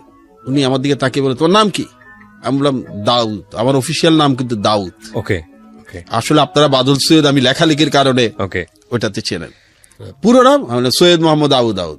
উনি পেপারটা না নামিয়ে বললেন, 5th ট্যাক্সেশন ক্যাডার। আমি অবাক হয়ে বললাম, স্যার আপনি কিভাবে জানেন? স্যার আমি খুব ভেবাচ্ছি, স্যার কি বললেন বুঝি নাই। উনি আবার বললেন, তুমি taxation cadre 5th position 5th। Sir আমার বিশ্বাস হচ্ছে না, এত হাজার হাজার ছেলে মেয়ে পরীক্ষা দিয়েছে, উনি আমারটা কেন জানবেন? আমাকে তো উনি চিনেন না। তখন উনি পেপারটা নামিয়ে রেখে বললেন, শুনো, BCS এর রেজাল্ট দিবে, এটা বাজারে সবাই জানে যে রেজাল্ট হবে, সবাই তো আগে তো খবর পায় রেজাল্ট হচ্ছে, বিশেষ করে আমাদের সব পাওয়া যেত। গত 1 সপ্তাহ তোমার বাবা আমার অফিসে এসে বসে থাকতেন, রেজাল্টটা আসছে কিনা। কিছুক্ষণ আগে রেজাল্ট আসার পরে সেই রেজাল্ট দেখে উনি বাড়ি ফিরে গেছেন, তাই তোমার কথা আমার মনে আছে। অসাধারণ। যখন ফিরে আসব তখন উনি আমাকে বললেন, তোমাকে একটা কথা বলি, বাবা সবাই হয়, পৃথিবীর সব পুরুষই কম বেশি বাবা হয়, কিন্তু তোমার বাবা হয় না। অসাধারণ, অসাধারণ। হ্যাঁ, কতবার যে গা শিউরে উঠেছে। এই কথাগুলো খুব কমন আমার মতো গল্প তো কেউ শোনেনি। আমি মানুষের গল্প শুনি সবসময়, এটা আমার প্রফেশন। প্রতিটা গল্পই অসাধারণ গল্প, প্রতিটা গল্পই নতুন গল্প। এই বাদল সৈয়দকে আমি আমার কর্মজীবনে অন্যভাবে জেনেছি টেলিভিশনে, তার সঙ্গে একটু ব্যক্তিগত পর্যায়ে যোগাযোগ, তার কাজের জায়গাতে বা তার সামাজিকতার জায়গাতে, সেটাও একটু একটু জানি। কিন্তু এই মানুষটা যখন আমার সামনে এই মুহূর্তে যখন বসে আছে, একেবারে অন্য একটা মানুষ আবিষ্কার করছি। কি অসাধারণ, কি অসাধারণ। স্যার বলুন প্লিজ। যাই হোক, রেজাল্ট হলো, বাসায় আসলাম, এসে দেখি বাবা শুয়ে আছেন, মা পাশে বসে আছেন, দুজনেই জড়িয়ে ধরলেন, কাঁদলেনও। সে রাতে বাসায় একটা মোটামুটি ছোটখাটো গেট টুগেদার হয়ে গেল, আত্মীয় স্বজনরা আসছে। কারণ অনেক বছর পর আমার মামারা কিন্তু খুব বড় বড় ব্যাংকার ছিলেন, কিন্তু সিভিল সার্ভিসে আমার নানার পরে কেউ আসেননি। আচ্ছা। আমার আম্মার কাজিনরা এসছেন, কিন্তু সরাসরি কেউ আসেননি। আমার আম্মারা কিন্তু ইচ্ছা ছিল যে আমার নানা 37 সিভিল সার্ভিস অফিসার ছিলেন ব্রিটিশ আমলের, যে তার বাবার মতো হই। স্বাভাবিকভাবে খুবই আনন্দ। স্যাররা, আমার এই ভাই বোনরা আসলে, বন্ধু বান্ধবরা, আমার কাজিন রায়হান, আমার খুব প্রিয় বন্ধু হিরু, ওরা সবাই, আমরা আড্ডা মারছি। মেয়ের রাত 11টায় ঘুমোতে গেছে। ফজরের আজানের পর দেখি সেই পুরনো কণ্ঠ, যার সাথে মাঝখানে গ্যাপ হয়ে গেছে কিছুদিন, মহিউদ্দিন খান স্যার ডাকছেন, এই বাদল নাম। আমি তো হুড়মুড় করে নামলাম। স্যার খবর পেয়ে এসছেন, নামাজ পড়ে রাতে আসতে পারেননি। তখন ভোর হচ্ছে। স্যার হাঁটতে হাঁটতে দুজনে রাস্তা দিয়ে হেঁটে সরু গলির রাস্তায় পার হয়ে বড় রাস্তায় এসে পড়লাম। তখন ভোর হচ্ছে। আমাদের গার্মেন্টসের কর্মীরা ক্লান্ত পায়ে কাজে যাচ্ছেন, হাতে টিফিন ক্যারিয়ার। রিক্সা চালকেরা টুংটাং শব্দ করে রিক্সা নিয়ে বেরোচ্ছেন, তাদের চোখে ঘুম। তখন আমাকে মহিউদ্দিন খান স্যার বললেন, আচ্ছা বাদল বেটা, বলতো তুই যে সারা জীবন কলেজ, ইউনিভার্সিটি, বিশ্ববিদ্যালয়ে পড়লি, কোনোদিন তো ঠিকমতো বেতনও দিতে হয়নি, ফ্রি প্রাইমারি স্কুল, এরপরে স্কলারশিপ পাওয়ার কারণে সারা বছর ফ্রি, দিতে যদি হতো মাসে 20 টাকা, তাহলে তোর টাকাটা কে দিয়েছে? আমি একটু অবাক হয়ে স্যার দিকে তাকিয়ে ভাবছি, স্যার এটা কেন বললেন? স্যার নিজেই উত্তর দিলেন, বললেন তোর টাকাটা তোকে রাস্তায় আনার কারণ আছে। এই টাকাটা এই গার্মেন্টস এর মেয়েটা যে রাত 11টায় বাসায় গিয়ে রান্না করে খেয়ে ঠিক মতো না ঘুমিয়ে সকালে গার্মেন্টসে যাচ্ছে, সে দিয়েছে। যে রিক্সা চালক রিক্সা নিয়ে বের হয়েছে, সেরা লুঙ্গি পরা, উনি দিয়েছেন। ওনারা কিন্তু ওনাদের বাচ্চাদেরকে বিশ্ববিদ্যালয়ে পাঠাতে পারেন নাই, তার মানে তারা তাদের বাচ্চাকে বঞ্চিত করে তোকে পড়িয়েছে। এখন তুই একটা ভালো চাকরি পেয়েছিস, তোকে এটা ফিরিয়ে দিতে হবে। উনি বেঁচে আছেন? না, স্যার মারা গেছে। এরপরে কিন্তু আমরা স্যারের এই কথাটা কিন্তু আমার পুরো দুনিয়া, চিন্তার ভুবন, জগৎ বদলে দেয়। আমার মনে হয় যে না, এইবার আমার দেওয়ার পালা। আমাদের সমাজ, দেশ যতটুকু দেওয়ার আমাকে দিয়েছে, এবার আমার দেওয়ার পালা। এই দেওয়ার তাগিদেই কিন্তু চাকরিতে ঢোকার কিছুদিন পরপরই আমরা পেইড ফরওয়ার্ডের কাজটা শুরু করি। আপনার আইডিয়া হয়তো থাকতে পারে যে পেইড ফরওয়ার্ড বিপন্ন শিক্ষার্থীদেরকে পড়াশোনায় ফিরিয়ে আনে, সাহায্য করে, কোনো ফান্ড রেজ করে না। আমাদের অনেক ডোনার আছেন, তাদের সাথে যারা রিসিপিয়েন্ট, যারা বিপন্ন ছাত্রছাত্রী আমাদেরকে জানায়, আমরা দুজনের মধ্যে ব্রিজিং করে দেই। এভাবে কিন্তু আমরা হাজার হাজার ছেলে মেয়েকে পড়াশোনায় ফিরিয়ে। এটা বাংলাদেশে এখন একটা মহিরুহর মতো, আমরা সেই জায়গাটায় যাব, ইন ডিটেইলি কথা বলবো। বাংলাদেশে এটা একটা ইন্টারন্যাশনাল, ইন্টারন্যাশনাল একটা অর্গানাইজেশন, রাইট? এটা ঠিক ইন্টারন্যাশনাল অর্গানাইজেশন না, একই নামে সব জায়গায় এই মুভমেন্টটা আছে। এটা ইন্টারন্যাশনাল কনসেপ্ট, ওকে, কিন্তু কেউ সবাই স্বাধীনভাবে কাজ করে। স্যার, বাংলাদেশে আপনার হাত দিয়ে এটা শুরু হলো? জি, এবং আপনারা পুরো একটা টিম হিসেবে কাজ করা শুরু করলেন। কত সালের দিকে এটা? আমরা বলি এটা 90s শুরু হয়েছিল পেব্যাক সোসাইটি নামে। ওকে, পেব্যাক সোসাইটি নামে। তখন আমরা খুব ছোট আকারে 40-50 জন নিজেদের মধ্যে একটু বিপন্ন ছেলে মেয়ে পেলে আমরা সাহায্যগুলো করতাম। 2016 সালে এসে আমেরিকা থেকে আমার এক বন্ধু, যে বন্ধুটা পেন্সিল দিয়ে আমার চোখ গেলে দেওয়ার হুমকি দিয়েছিল, ও আমাকে জানালো যে ও করতো আমাদের সাথে, বললো যে এই কাজটা যে আমরা করি, এটা কিন্তু ইন্টারন্যাশনাল একটা কনসেপ্ট আছে বেঞ্জামিন ফ্র্যাঙ্কলিনের একটা কনসেপ্ট আছে পেইড ফরওয়ার্ড নামে, যেখানে বেঞ্জামিন ফ্র্যাঙ্কলিনের কাছ থেকে একজনে, তার এক বন্ধু কিছু টাকা ধার চেয়েছিলেন, মিস্টার থর সম্ভবত নাম। বেঞ্জামিন ফ্র্যাঙ্কলিন তাকে $70 মনে হয় ধার দিয়ে একটি চিঠি দিয়েছিলেন। চিঠিতে তিনি বলেছিলেন যে এই টাকাটি আমাকে শোধ করতে হবে না, তোমার বিপদ কেটে গেলে, তোমার আর্থিক সামর্থ্য ফিরে আসতে তুমি এই $70 দিয়ে আরেকজনকে সাহায্য করবে, $70 দিয়ে। এইভাবেই আমার ঋণ শোধ হয়ে যাবে। এই জন্যই বলা হয় পে ইট ফরওয়ার্ড, একজন দিবে, নিবে, সে আরেকজনকে দিবে। রাইট। এবং পরে মিস্টার থর কিন্তু আমেরিকার সিনেটর হয়েছিলেন। তো আমার বন্ধু জানালো যে এরকম একটা কনসেপ্ট আছে, এবং এই কনসেপ্টটা পৃথিবীর অনেক দেশে, 180টা দেশে সম্ভবত এটা প্রচলন আছে, ইনক্লুডিং আমেরিকা। আমরা পেব্যাক সোসাইটিটাকে এই নামটা দেই না কেন? এই নামটা তো খুব সুন্দর। যদি একটার সাথে একটার কোনো রিলেশন নাই, কোনো মাদার অর্গানাইজেশন নাই, কোনো নিয়ন্ত্রণ নাই, আপনিও চাইলে পে ইট ফরওয়ার্ড ঢাকা করে ফেলতে পারবেন। ওকে। তখন আমরা পে ইট ফরওয়ার্ড নামে আত্মপ্রকাশ করি 2016 সালে। তার আগ পর্যন্ত পে ব্যাক ছিল, পেব্যাক সোসাইটি। ওকে। 2016 সালে আমরা যখন তখন আমরা এটা সোশ্যাল মিডিয়া ভিত্তিক করে ফেলি। আমরা এটা করার কয়েক মাসের মধ্যে এটা সদস্য সংখ্যা 8,000-এ পরিণত হয়।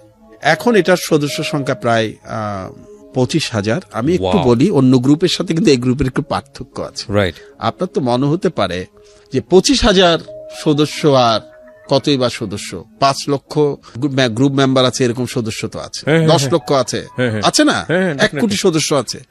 আমার 25,000 সদস্য কিন্তু এখানে আমাদের কিন্তু একটু অন্যরকম, কারণ আমাদেরকে কিন্তু এই 25,000 সদস্য কিন্তু প্রতিনিয়ত একজন আরেকজনকে সাহায্য করে যাচ্ছেন।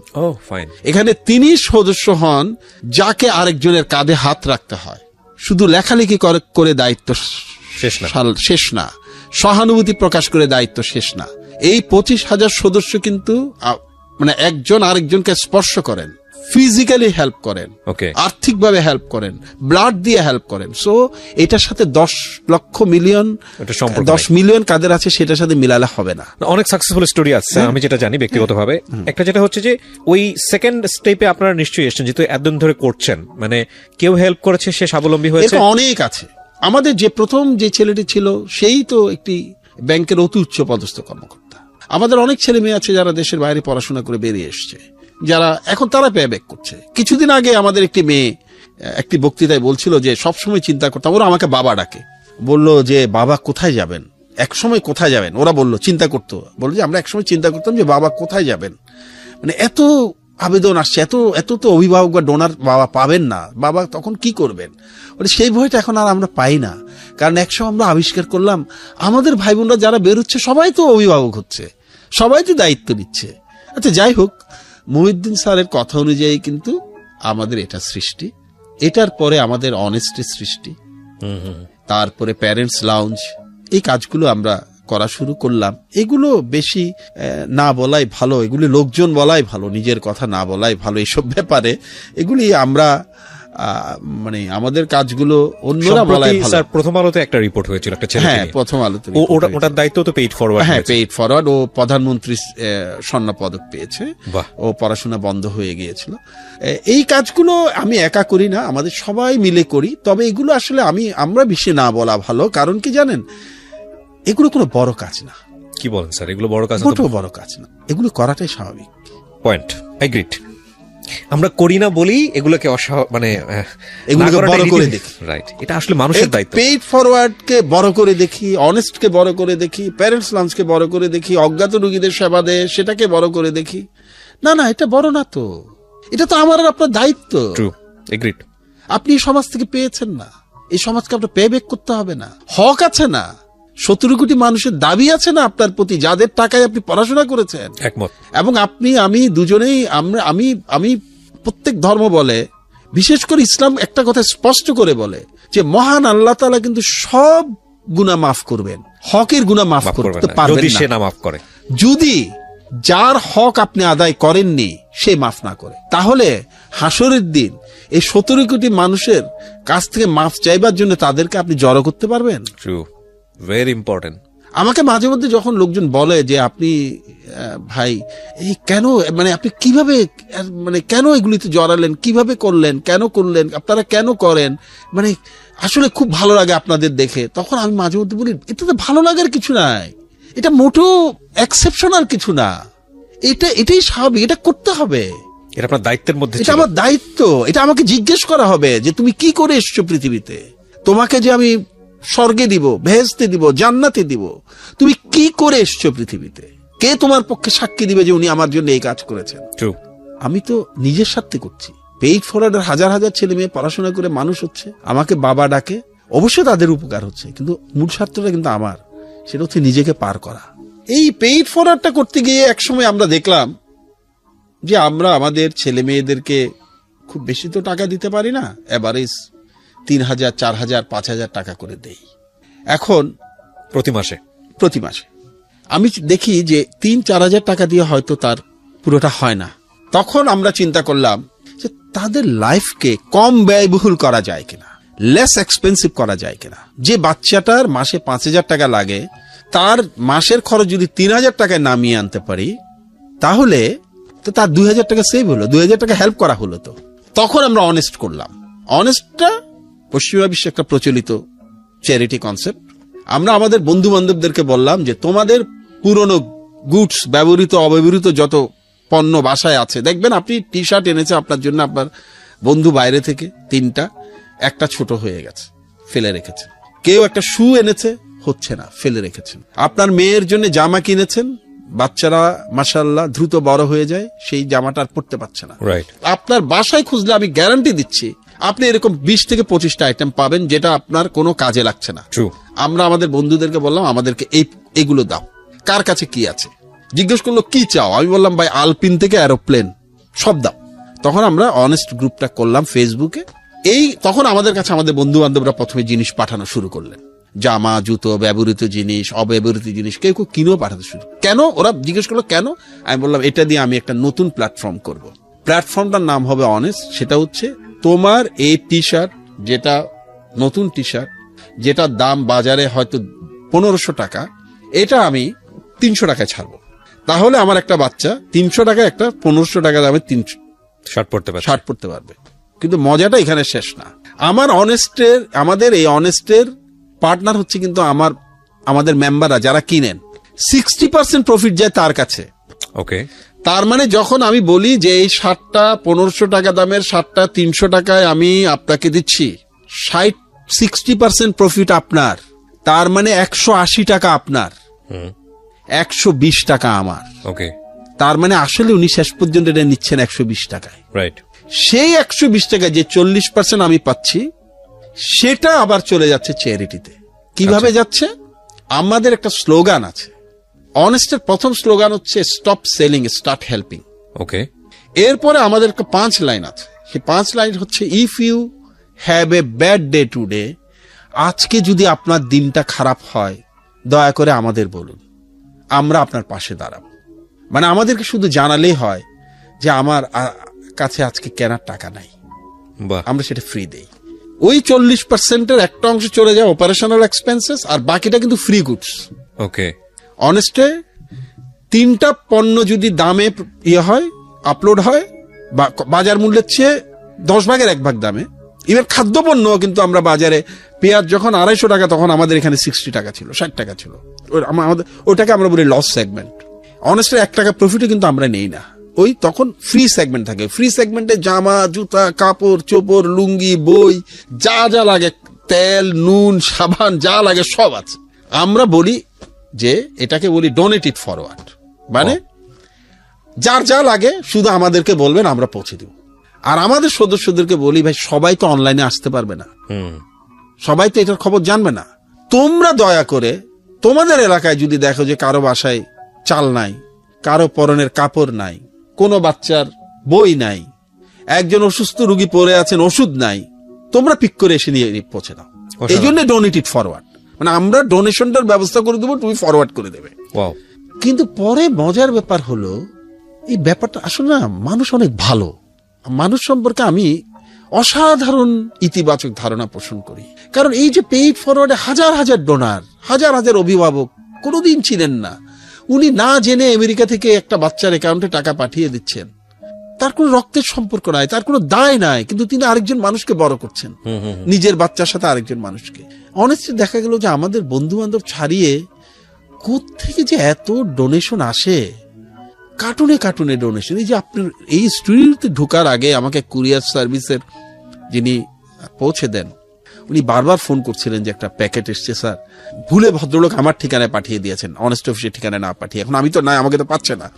এরকম কত মানুষ যে আছেন, কত জিনিস যে পাঠান, এবং প্রতিটা জিনিস মানুষের কাছে চলে যাচ্ছে। আর ইদানিং আমাদের একটা সুবিধা, আমরা কিন্তু একটা কথা বলি, আমাদের কোনো কাজে কিন্তু 1 টাকা ডোনেশনে নেওয়া হয় না। আচ্ছা, নেভার এভার ক্যাশ। আপনি যদি অনেস্টকে জিনিস দিতে চান, আপনার পুরোনো শার্ট দিবেন, গেঞ্জি দিবেন, আমরা নিব। আপনি অনলাইনে দেখবেন আপলোড হচ্ছে, বিক্রি চলে যাচ্ছে, মানে ভেরি মাচ ক্লিয়ার যে আপনি 10টা শার্ট দিলেন, আপনি দোকানে ঢুকে দেখলেন যে 10টা শার্ট আপলোড হয়েছে। আপনি 1 ঘন্টা পরে দেখলেন যে 10টা শার্টের মধ্যে 2টা চলে গেছে, 4টা চলে গেছে, 5টা চলে গেছে। কোন ওয়েবসাইট আছে? হ্যাঁ, ওয়েবসাইট এবং ফেসবুক পেজের মাধ্যমে। পেইড ফরওয়ার্ডটা হচ্ছে paid forward Bangladesh let us spread kindness, okay, এটা একটা। আর এটা হচ্ছে অনেস্ট, HONEST, honestbangla.com, আর ফেসবুকে শুধু অনেস্ট। ওকে। আর এগুলো পাওয়ার আরেকটা সহজ উপায় হচ্ছে, মানে যদি এগুলো মনে না থাকে, সেটা হচ্ছে বাদল সৈয়দ, BADALSYED দিয়ে যদি আমাকে সার্চ করে খুঁজে নেওয়া যায়, আমার ওখানে গেলে এগুলো সব পাওয়া সব লিংক আছে। যাই হোক, যেমন মনে করেন আমরা কিন্তু কিছু মজার কাজ করি এই যে অনেস্টের মাধ্যমে, এই যে 40% টাকাটা দিয়ে। পরশুদিন রাতে চট্টগ্রাম বই মেলায় ছিলাম, দেখলাম 2টো তরুণ বই উল্টে পাল্টে দেখছে। দেখে একজনে রেখে দিল, পাশের বন্ধু জিজ্ঞেস করছে নিবি না, কিন্তু দেখলাম যে খুব মনোযোগ দিয়ে পড়ছে বইটা, কয়েকটা পৃষ্ঠা, রেখে দিল। নিবি না? বলে না রে, টিউশনির বেতন পাইনি। তখন ওই বন্ধুটি বলল কয়েকদিন আগে দিয়ে দিতে বল টিউশনির বেতন। তখন যে বইটি পড়ছিল সে বলল দিবে না রে। আমি জানি, যেহেতু আমি টিউশনি করছি, যদিও আমি যাদের বাসায় টিউশনি করেছি তারা অত্যন্ত ভালো মানুষ ছিলেন, সে 2জন বই না কিনে চলে গেল। সাথে সাথে আমরা অনেস্ট একটা প্রোগ্রাম চালু করলাম, সেটা হচ্ছে একদম বিনা শর্তে আমরা বই কেনার জন্য 500 টাকা পর্যন্ত লোন দিব। শুধু বইটা কিনে রিসিপ্টটা আমাদেরকে ইনবক্স করে দিতে হবে বই কেনার প্রমাণ হিসাবে, এবং এটা আপনার সুবিধা মতো সময়ে 500 টাকা আপনি আমাদেরকে শোধ করে দিবেন। আর যদি আপনি মনে করেন যে শোধ করতে পারবেন না, অন্যভাবেও শোধ করতে পারেন। সেটা হচ্ছে যারা চট্টগ্রামে থাকেন, আমাদের প্রচুর কাজ তো, প্রতি 8 মিনিটে অনেস্ট একটা প্রোডাক্ট সাপ্লাই দেয়, প্রতি 8 মিনিটে। ফাস্টেস্ট অনলাইন শপ বলি আমরা। থাকেই না প্রোডাক্ট, থাকেই না, থাকবে না তো। কারণ সম্প্রতি একটা ইউরোপিয়ান বড় একটা কোম্পানি তাদের CSR এর প্রোগ্রামে আমাদেরকে নিয়ে এসছে। তারা তাদের সিজন শেষ হয়ে গেলে, যেটা ইউরোপে আপনি $50 দিয়ে, 50 পাউন্ড দিয়ে, 40 পাউন্ড দিয়ে, 30 পাউন্ড দিয়ে কিনবেন, সে কাপড়গুলো আমাদেরকে দিয়ে দিচ্ছে। আমরা এগুলো দিচ্ছি 200 টাকায়। তো থাকবে কোত্থেকে থাকবে? মানুষ তো পাগলের মতো কিনবে। তা আমরা বললাম যে তোমরা সন্ধ্যার পরে আমাদের গরিবরাই কিনছে, পোর পিপলরাই কিনছে, এটা এনশিওর করেন। আমরা একটু বলি, এটা শুধু পুয়ার না, এটা আমরা মধ্যবিত্তদের জন্য ওপেন রেখেছি। ওকে, মধ্যবিত্ত, কারণ আমাদেরকে মধ্যবিত্তরা কেউ কোনো অভিভাবক আহ্বান জানিয়েছে, বলেছিলেন যে ভাই আমাদের টাকা বাঁচলে, প্রথমে শুধু ছাত্রছাত্রীদের জন্য ছিল, পরে মধ্যবিত্ত কিছু বাবা মা আমাদেরকে বললেন আমাদের টাকা বাঁচা মানে তো আমাদের বাচ্চাদের পিছনে ইনভেস্ট করা, সো আমাদেরকেও সুযোগ দেন। এখন আমরা মধ্যবিত্তদেরকে ওপেন করেছি। আমাদের প্রায় ওখানে 20,000 লোকজন কেনাকাটা করেন রেগুলার, তাদের ডাটা বেজ আছে, এবং যে কেউ কিনতে পারে, মেম্বার হতে পারে। আমরা আশা করি যে বড় মানে ধনীরা ওখানে যাবেন না, তারা সাধারণত ডোনেট করেন। আচ্ছা, যাই বলছিলাম, আমরা বলছি 500 টাকা তুমি নিয়ে যাও, তুমি তোমার সুবিধা মতো দিও, অথবা তুমি একটা কাজ করতে পারো, সন্ধ্যার পরে আমাদের এখানে চলে আসো, 5 দিন আমাদেরকে 1 ঘন্টা করে সময় দাও, 2 ঘন্টা করে সময় দাও। এই 2 ঘন্টার মধ্যে তোমাকে আমরা আপ্যায়ন করব, ফানি মোডে কাজ করব। আমরা সবাই ওখানে স্টাফ, কিন্তু সব কাজ করব, প্যাক করব, পাঠাবো। তুমি 2 ঘন্টা করে 5 দিন সময় দিলা, 2 ঘন্টা পরে তোমাকে আমরা সুন্দর একটা সার্টিফিকেট দিয়ে দেবো যে তুমি অনেস্টের সাথে ছিলে। কারণ আমাদের অনেস্ট পেইড ফরওয়ার্ডের ইন্টার্নশিপের সার্টিফিকেট কিন্তু আন্তর্জাতিক বিশ্ববিদ্যালয়গুলিও গ্রহণ করে। খুব নাম করে বিশ্ববিদ্যালয়গুলো গ্রহণ করে কিন্তু, এবং বিদেশ থেকে আমাদের এখানে সে ইন্টার্ন করে। কিন্তু জার্মানির একটা মেয়ে কিন্তু ইন্টার্ন করে গেল, গত 15 দিন আমাদের সাথে ছিল। বিউটিফুল। হ্যাঁ, তাহলে তোমার টাকাটা শোধ। তুমি 5 দিন আসো আমাদের সাথে, 2 ঘন্টা আড্ডা মারো, সাথে কাজ করো কিছু, তাহলে তোমাকে টাকাটা দিতে হবে না। আর যদি ওটা করতে না পারো, সুবিধা মতো সময় 500 টাকা দিয়ে যেও। আর এক খুব নাম করা ব্যাংকার লন্ডন থেকে এসে 3 দিনের জন্য স্বেচ্ছাশ্রম দিয়ে গেছেন আমাদের এখানে অনেস্টে। হ্যাঁ, যাই বলছিলাম, এইভাবে আস্তে আস্তে এগুলি সৃষ্টি, তবে এগুলো কোনো বড় কাজ না।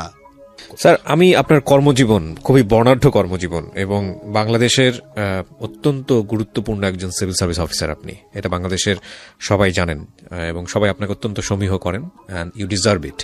সেই জায়গাটার যে অভিজ্ঞতা, সেটা একটু ছোট করে জানতে চাই। এবং আপনার খুব চমৎকার একটা অভিজ্ঞতা আছে আপনার সংসার জীবন নিয়ে, আপনার একটা কন্যা আছে আমরা যতদূর জানি। জি জি, এটা নিয়েও একটু জানতে চাই।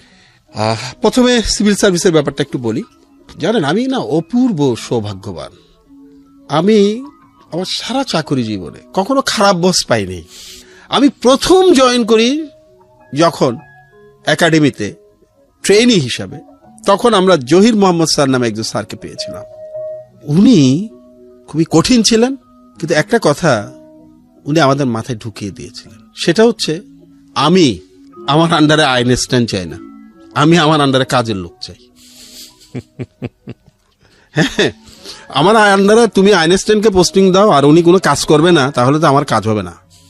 আমার চাই কাজের লোক। সো যদি সিভিল সার্ভিসে টিকে থাকতে হয়, কাজের লোক হও, আইনস্টাইন হয়ে লাভ নেই। তোমরা সবাই খুব ভালো ছাত্র ছাত্রী এখানে এসছো, আমি জানি, ওটা ভুলে যাও। এটা পুরো ডিফারেন্ট জগৎ। Don't try to be Einstein here. এরপরে আমি যখন মাঠ পর্যায়ে কাজ করতে যাই, তখন মোহাম্মদ শাহজাহান ছিলেন আমার বস। শাহজাহান স্যার আমাকে একটা কথা বলেছিলেন যে, দেখো তোমরা হচ্ছে এখন কাদামাটি, আমাদের কাছে পাঠানো হয়েছে কাদামাটি হিসাবে, তোমাদেরকে দিয়ে এখন যেরকম ইচ্ছে সেরকম মূর্তি আমি বানাতে পারবো, চাইলে দেবতাও বানাতে পারবো, দানবও বানাতে পারবো। আমার দায়িত্ব হচ্ছে দেবতা বানানো। সারা জীবন যত বস পেয়েছি, কেন জানি সবাই এরকম। অনেকেই আমাদের অনেক বন্ধুর অবজেকশন আছে, বসের সমস্যা আছে, বলে যে ডিস্টার্ব করে, বলে যে সমস্যা করে, বলে যে চাকরিতে আরাম পাচ্ছি না। আমি কোনো দিন এই চাকরি জীবনে কোনো সিদ্ধান্ত আমার উপর চাপিয়ে কেউ দেন নাই, কোনোদিন চাপিয়ে দেন নাই। আমি যেখানেই গেছি, একটা আমার বাবার মতো হতে না পারলেও তার 1000 ভাগের 1 ভাগ হওয়ার চেষ্টা করেছে। সেটার জন্য আমাকে কখনো উপর থেকে বলা হয় নাই যে এটা করো না, এইভাবে করো, এইভাবে করতে হবে, এইভাবে করো। আমি খুব দৃঢ়ভাবে বলি, আমরা যারা বলি যে উচ্চ পর্যায়ে চাপের কারণে আমরা পারি না, আমি আসলে এটা খুব বেশি বিশ্বাস করি না। আমি যখনই সিদ্ধান্ত নিয়েছি, সেটা অনেক সময় হয়তো আমার উচ্চ পর্যায়ের কর্মকর্তার বন্ধুর বিপক্ষে গেছে, উনি একবারও ডেকে আমাকে বলেন না যে এটা চেঞ্জ করে দাও। এটা হচ্ছে আপনার স্টাইলটা আপনাকে বুঝিয়ে দিতে হবে। আমি এই ধরনের মানুষ, আমার কাছ থেকে আপনি কি এক্সপেক্ট করতে পারেন। এবং আমি আমার স্যারদের যাদের সাথে আমি কাজ করেছি এবং যারা রিটায়ার করেছেন, সবার সাথে আমার সম্পর্ক কিন্তু এখনো আছে। অনেক বছর আগে জহির মোহাম্মদ সানা, যার সাথে আমি জয়েন করেছি, তার সাথে আমার রেগুলার যোগাযোগ আছে। বরং ইন সার্ভিস সিনিয়রদের চাইতে আমার সাথে রিটায়ার্ডদের সাথে বেশি যোগাযোগ। কারণ ইন সার্ভিসদের সাথে আমি একটু অস্বস্তিতে ভুগি, এই কারণে ওনারা যদি আবার মনে করেন যে আমি কোনো স্বার্থের কারণে গেছি, এই কারণে আমি বড় একটু অস্বস্তিতে ভুগি, ফর্মালের বাইরে খুব একটা ইনফর্মাল রিলেশন ডেভেলপ করি না। আমার চাকরি জীবনটা আমার খুব ভালো কেটেছে। অপূর্ব স্যার নামে একজন স্যার ছিলেন, আমি তার আন্ডারে 5 বছর কাজ করেছি। আমাকে উনি শেপে এনেছেন, উনি আমাকে শিখিয়েছেন অফিসার কিভাবে হতে হয়, সরকারি প্রজাতন্ত্রের কর্মী কিভাবে হতে হয়। মাঝখানে দীর্ঘদিন খণ্ডকালীন কাজ করেছি জাতিসংঘের সাথে, এখনো যুক্ত আছি। এই সুযোগটা প্রথমে অপূর্ব স্যার করে দিয়েছিলেন, পরে আমি ওখানে জায়গা করে নিতে পেরেছিলাম, স্থায়ী জায়গা। উনি আমাকে একটা প্রোগ্রামে যাওয়ার সুযোগ করে দিয়েছিলেন। পরে আমি কিভাবে তাদের মন জয় না, রীতিমতো পরীক্ষা দিয়ে ওখানে জায়গা করে নিয়ে দীর্ঘদিন তাদের সাথে কাজ করার অভিজ্ঞতা হয়েছে। দেশ বিদেশে প্রচুর বন্ধুত্ব হয়েছে, যাওয়ার সুযোগ হয়েছে। জাতিসংঘের যে সমস্ত ট্যাক্সেশনের উপর ইন্টারন্যাশনাল যে 3টা হ্যান্ডবুক আছে মেম্বার স্টেটদের জন্য, সেগুলো কো-অথর হওয়ার সুযোগ হয়েছে। সবগুলোই কিন্তু আসলে আমার কর্মজীবনে যারা আমার উপরে ছিলেন তাদের বদান্যতার কারণে। আমার মেয়ের ব্যাপার তো আসবই। যেমন আমার মেয়ে জন্মের যে যুদ্ধ, আমাকে কিন্তু তখন দিনের পর দিন ছুটি নিয়ে বিদেশ থাকতে হয়েছে। খুব খুব খুব কম সরকারি দপ্তরেই কিন্তু একজন কনিষ্ঠ কর্মকর্তাকে এরকম ছুটি দিয়ে থাকে। তারা কিন্তু আমাকে এটা দিয়েছেন। এবং আমাকে আমার ঊর্ধ্বতন কর্মকর্তা বলেছিলেন, মানুষ জীবনের জন্য চাকরি করে, পরিবারের জন্য চাকরি করে, শান্তির জন্য চাকরি করে। মনের মধ্যে অশান্তি রেখে চাকরি ভালো হয় না। তোমার যতদিন দরকার তুমি। আমি যখন ভুল করেছি তারা ভুল ধরিয়ে দিয়েছেন, যখন সফল হয়েছি তারা কিন্তু আমাকে অভিনন্দন দেয়। আমার চাকরি জীবনটা খুবই স্মুথ, আমি খুবই হ্যাপি। আমার কখনো কোনো অসুবিধা হয়নি। এতদিন পার করে আসলাম 26 বছরে, আমি কখনোই কোনো ধরনের খারাপ বস কিংবা খারাপ সহকর্মী আসলে পাইনি। এটা আমি কাউকে খুশি করার জন্য বলছি না, হ্যাঁ, কাউকে খুশি করার জন্য বলছি। কারণ আমাকে যারা জানেন তারা জানেন যে আমি খুব স্পষ্টভাবে সত্য বলায় বিশ্বাসী। আপনার যেহেতু আপনাকে ফলো করি এবং ভালো লাগার জায়গাটা থেকেই ফলো করা। বিয়ে নিয়েও একটা মজার ঘটনা আছে, আমি যত ভাবি দেখবেন নিশ্চয়ই, সে কারণে আমি জানতে চাই। হ্যাঁ, এটা খুব মজার ব্যাপার। সেটা হচ্ছে তখন বিসিএস পরীক্ষার রেজাল্ট দিয়েছে, তখন আমি টিউশনি থেকে অবসর নিয়েছি। চিন্তা করলাম যে 1 মাস পরে তো চাকরিতে জয়েন করবো, 1 মাস একটু মজা করি, একটু ঘুরে বেড়াই। তখন আমরা একবার চট্টগ্রাম থেকে প্রায় 25 কিলোমিটার দূরে পটিয়া নামে একটা গ্রামে ক্রিকেট খেলতে যাই। এই ক্রিকেট খেলে সারাদিন ক্রিকেট খেললাম, এবং খেলে যখন ফিরছি তখন তো বুঝতেই পারছেন সারা শরীরে ধুলোবালি, ময়লা, চুল উস্কো খুস্কো। বাসে করে যখন আসলাম আমরা পটিয়া থেকে চট্টগ্রাম শহর ঢুকতে হয় কালুরঘাট ব্রিজ পার হয়ে। তা আমি ছিলাম, আমার সাথে আমার মামাতো ভাই রায়হান ছিল, রায়হানের এক কলিগ ছিল আতাউর ভাই। এই আতাউর ভাই ছিলেন আবার রায়হানের গুরু টাইপ, আর রায়হান ছিল আমার গুরু টাইপ। হঠাৎ কালুরঘাটে এসে আতাউর ভাই লাফ দিয়ে কন্ডাক্টরকে বললেন, এই বাস থামাও, রুক্ষে বাস। হ্যাঁ, আমরা তো অবাক করি, এখানে কেন থামতে বললেন? বাস থামালো, হতচকিত হয়ে বাস থামিয়ে ফেললো। উনি লাফ দিয়ে আমাদেরকে হাতের ইশারায় নামার জন্য বললেন, আমরা লাফ দিয়ে নেমে গেলাম। তখন বললেন যে এই সামনে এই যে জুট মিল দেখতেছিস না বিশাল, এটা আমার ফুফাতো ভাই থাকে, আমার ভাইজান থাকে, চল ওখানে গিয়ে খাই, ওখানে শুধু খাওয়া আর খাওয়া। আমরা তো খেলে টেলে এসছি, প্রচন্ড ক্ষুধার্ত। তা আমরা খুব খুশি মনে যাচ্ছি, গেলাম। যাওয়ার পরে গেটে তো আর ঢুকতে দেয় না, কারণ এসব মিল টিলে তো একটু গেট টেট থাকে। ভিতরে বারবার উনি খুব মানে রাগের সাথে বলল যে আমি অমুকের আমার ফাদার ইন লর কথা, আমি আব্বু ডাকি, আমার বাবার মতোই, আমি ওনার কাজিন হই। এরা পোশাক আশাক দেখে খুব একটা বিশ্বাস করে না। তাই হোক, তারপরে খবর দিল। অনেকক্ষণ পরে দেখলাম যে বসে আছি, কোনো খবর নাই। যত জিজ্ঞেস করি বলে ভিতরে খবর দেওয়া আছে, অপেক্ষা করেন। মানে আমাদেরকে পাত্তাই দিচ্ছে না গার্ডরা। একটু পরে দেখলাম যে একটা খুব সুন্দর লাল গাড়ি এসে থামলো। সেখান থেকে খুব হ্যান্ডসাম একজন ভদ্রলোক, আমার মনে আছে উনি কাবুলি স্যুট পরা ছিলেন, নামলেন, নিজে ড্রাইভ করছিলেন। খুবই সুদর্শন একজন মানুষ, খুবই স্মার্ট।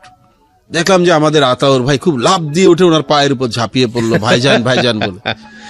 তখন বুঝলাম যে ইনি ওনার ফুফাতো ভাই। ওকে, উনি নিজেই আমাদেরকে নিয়ে যেতে চলে এসছেন, কারণ গেট থেকে অনেক ভিতরে বাড়ি। আচ্ছা আচ্ছা, ওনার বাংলোটা অনেক ভিতরে। He was so nice, wonderful gentleman, যে উনি কিন্তু নিজে গাড়ি চালিয়ে চলে এসছেন, কাউকে পাঠাননি। পরে আমরা ওনার গাড়িতে উঠলাম, তো গেলাম। খুব সুন্দর বাড়ি, অসাধারণ। পিছনেই কর্ণফুলী নদী, একদম মানে বাড়িটার সাথেই কর্ণফুলী নদী, পা অলমোস্ট নদীতে পা ডুবিয়ে চা খাওয়া যায় এই অবস্থা। প্রচুর খাওয়া, ওগুলো খেয়ে দিয়ে খুব খুশি মনে বাড়ি ফিরলাম।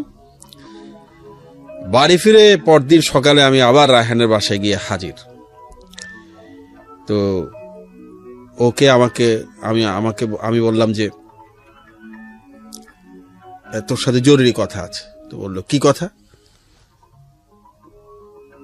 আমি বললাম মাধুরী দীক্ষিত, আমার মনে আছে এখন, মাধুরী দীক্ষিত ওর একটা কোন একটা বোধহয় মুভি তখন রিলিজ হয়েছিল ওনার, ওই মুভিটা দেখবি, ভিসিআরে দেখবি, ভিসিপিতে দেখবি, আমার কাছে আছে। আমি বললাম না এটা না। জানি কি, আমি মাধুরী দীক্ষিতকে বিয়ে করবো। ওরে তুই কি মাথা খারাপ, তুই গাঁজা টাজা খাইছিস, কি বলিস এগুলি? আমি মাধুরী দীক্ষিতকেই বিয়ে করবো। মাধুরী দীক্ষিতকে বিয়ে করবি মানে তুই কি পাগল নাকি? আমি বললাম কালকে যে বাসায় গেছি ওই বাসার সেজো মেয়ে কি মাধুরী দীক্ষিতের চেয়ে কম সুন্দর? তো ও আমাকে বললো, ও সোজা হাঁটা দিল, বললো আমি এগুলিতে নাই, ফুপু শুনলে আমারে বটি দিয়ে 2 ভাগ করবে, মানে আমার আম্মা 2 ভাগ করবে, আমি এগুলিতে নাই, তোর ব্যাপার তুই সামলা। আমার বাবা ছিলেন আমার সেরা বন্ধু। আমি রায়হান থেকে খুব একটা সাড়া না পেয়ে আমার বাবাকে গিয়ে বললাম যে বাবা, কালকে একটা বাসায় গেছিলাম আব্বা, আমি কিন্তু I am talking from my heart, যার কারণে আপনাদের যে খুব প্রমিত উচ্চারণ সবসময় হয়তো অনুসরণ করবো না। হ্যাঁ, বাবাকে গিয়ে বললাম যে বাবা, আব্বা আমার একটা মেয়েকে খুব পছন্দ হয়েছে, দেখেছি আমি একটা বাসায়, আমি বিয়ে করব। আব্বা বললেন তোমার সাথে পরে নাকি? আমি বললাম না পরে না, এরকম রায়হান নিয়ে গিয়েছিল অমুকের বাসা। আব্বা আম্মাকে বললেন, আম্মা তো আমাকে পারলে আসলে বটি দিয়ে কোপায়, কারণ এত অল্প বয়স, চাকরি বাকরি করি না, কিছু নাই, টাকা পয়সা নাই, আব্বা রিটায়ার্ড। কিন্তু দেখলাম যে আমার আব্বার উৎসাহ আরো বেশি। উনি লাভ দিয়ে বললেন যে ডেফার্ড ম্যারেজ সাফার্ড লাইফ, দেরিতে বিয়ে করলে ভুগতে হয়, কোনো সমস্যা নাই, শুধু একটাই সমস্যা, ওনারা তোমার সাথে ওনাদের মেয়ে বিয়ে দিবে কিনা। দেয়ার ওয়াজ এ ডিফারেন্স, বিগ ডিফারেন্স। কিন্তু আমার মনে হয় যে আমার বাবা খুব ভালো মার্কেটিয়ার ছিলেন, আমার মনে হয় আর কি। মানুষকে উনি ওনার এই কালো পাতলা মানে এই ছেলেটিকে যে তখন চাকরিতে জয়েন করেনি, যেভাবে ওই পরিবারকে সেল করে ফেললেন, আমার অতীত বর্তমান ভবিষ্যৎকে তারা রাজি হয়ে গেলেন। তা আমার মনে হয় যে আমার বাবা ওই মার্কেটিং সেন্স খুব ভালো, এবং শুধু তাই না, এটাও দেখলাম যে শুধু ওনারা না, পরিবার না, মাধুরী দীক্ষিত স্বয়ং আমার বাবার ভক্ত হয়ে গেছে। তো ওখান থেকে বিয়ের সূত্রপাত। এরপরে আমি জাস্ট 10 দিনের মধ্যে এনগেজমেন্ট হয় এবং আমি চাকুরিতে ঢুকার 4 দিনের মাথায় বিয়ে করি।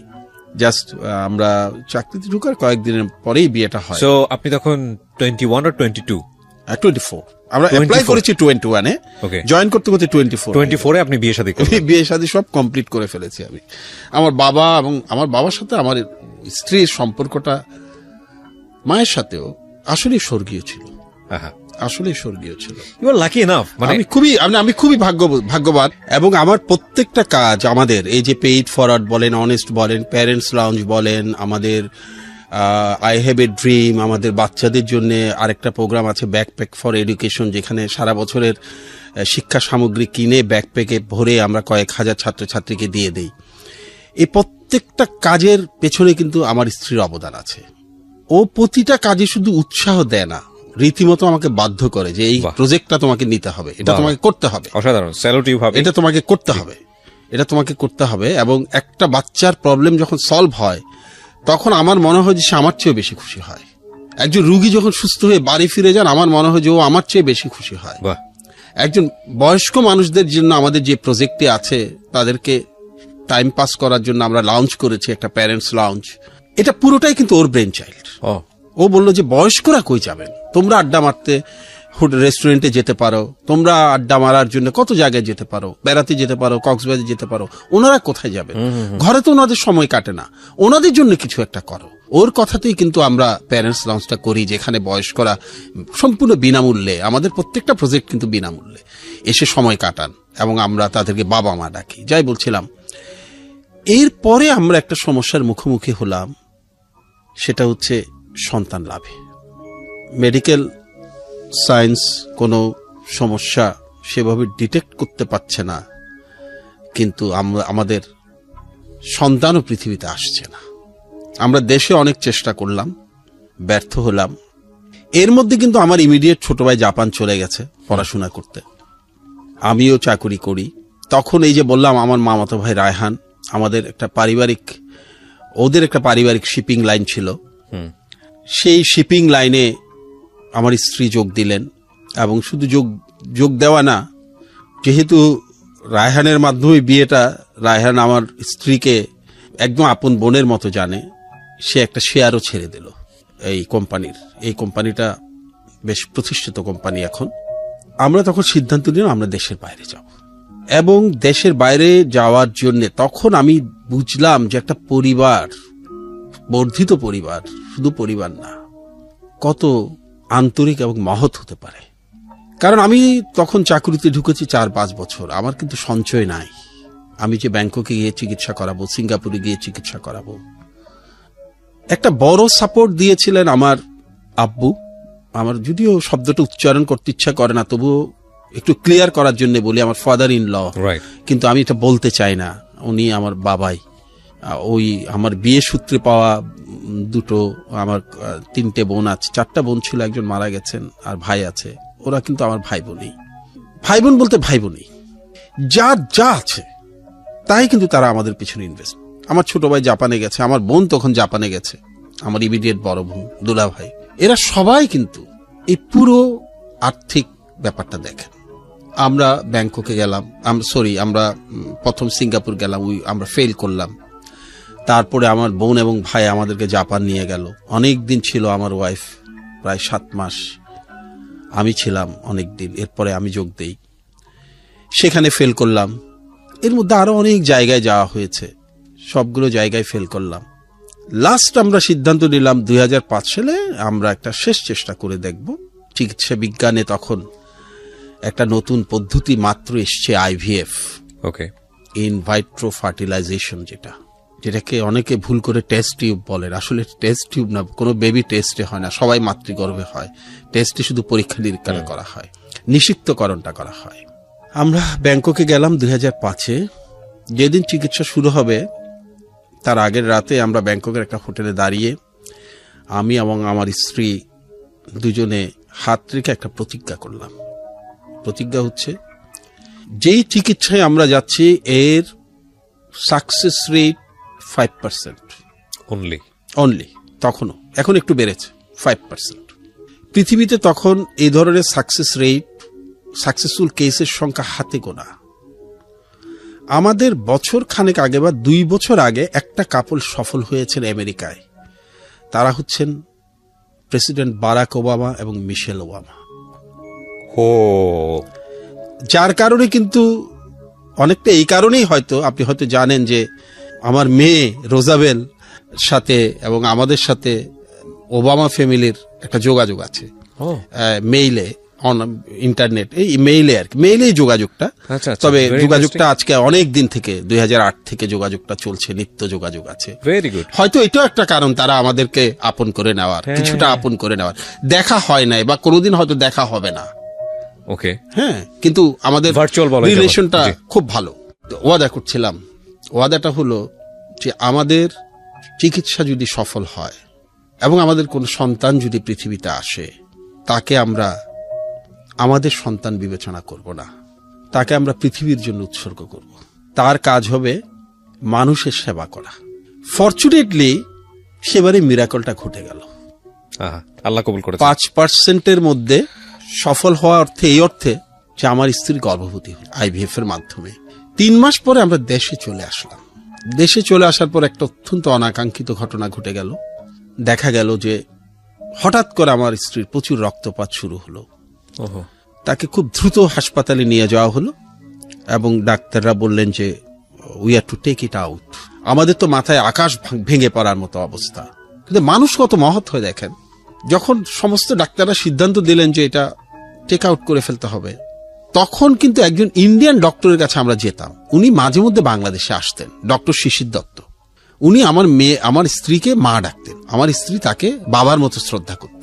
আমরা খবর পেলাম যে ফরচুনেটলি তখন উনি চট্টগ্রামে আছেন কারণ আছে। উনি বাংলাদেশে বেড়াতে এসে কক্সবাজার গিয়ে ঘোড়ায় চড়েছিলেন, ঘোড়া থেকে পড়ে গিয়ে কোমর ভেঙে ফেলেছেন।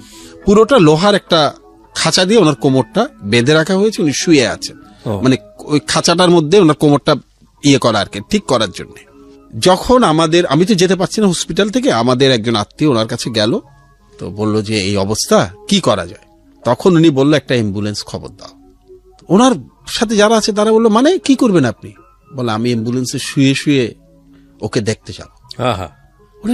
আপনি কি পাগল নাকি, এই অবস্থা আপনি যাবেন কিভাবে? তখন ডক্টর শিশির দত্ত উত্তর দিলেন, এই মেয়ে আমাকে বাবা ডেকেছে, তার বিপদের সময় আমি পাশে দাঁড়াবো না, এটা হতে পারে না। শিশির দত্ত আসলেন, তাকে ধরে ধরে হলি ক্রিসেন্ট হসপিটালে তোলা হলো। তিনি একটা হুইল চেয়ারে অনেক কষ্ট করে বসলেন, বসে আমার দিকে তাকিয়ে বললেন, এই আমি বসলাম, ভগবান যতক্ষণ না তোমার স্ত্রীকে সুস্থ করে আমি উঠব না। অন্যদেরকে বললেন, don't take out, let me try. Doctor Shishir Dutta সেই অবস্থায় 3 দিন আমার স্ত্রীর পাশে ছিলেন, শুধুমাত্র প্রাকৃতিক প্রয়োজন ছাড়া তাকে ছেড়ে যান নাই। 3 দিন পরে তিনি বললেন, now situation is settled little bit. তবে 4 মাস, মাতৃগর্ভে 4 মাস মানে 16 সপ্তাহ বোধ হয়, 16 সপ্তাহ হতে আর 1 সপ্তাহ বাকি আছে। এই 1 সপ্তাহ যদি কাটিয়ে দিতে পারি তাহলে ওরা নিরাপদ। তবে তুমি তোমার স্ত্রীকে এখানে রাখতে পারবে না, তাকে আবার বাইরে পাঠাতে হবে, কারণ পরিস্থিতি যদি আবার এরকম হয় এখানে হ্যান্ডেল করতে পারবে না। 1 সপ্তাহ কাটার পরে উনি চলে গেলেন। এরপরে ডক্টর তাহের খান দায়িত্ব নিলেন, চট্টগ্রামের বিখ্যাত ডাক্তার। 5 মাস পরে তিনি বললেন যে এবার তোমরা চেষ্টা করো বাইরে চলে যাওয়ার, যেহেতু তোমাদের এটা ভ্যালুয়েবল চাইল্ড, এবং দ্বিতীয়বার এই চিকিৎসা করাটা সুযোগ খুবই ব্যয়সাধ্য, পারবো না।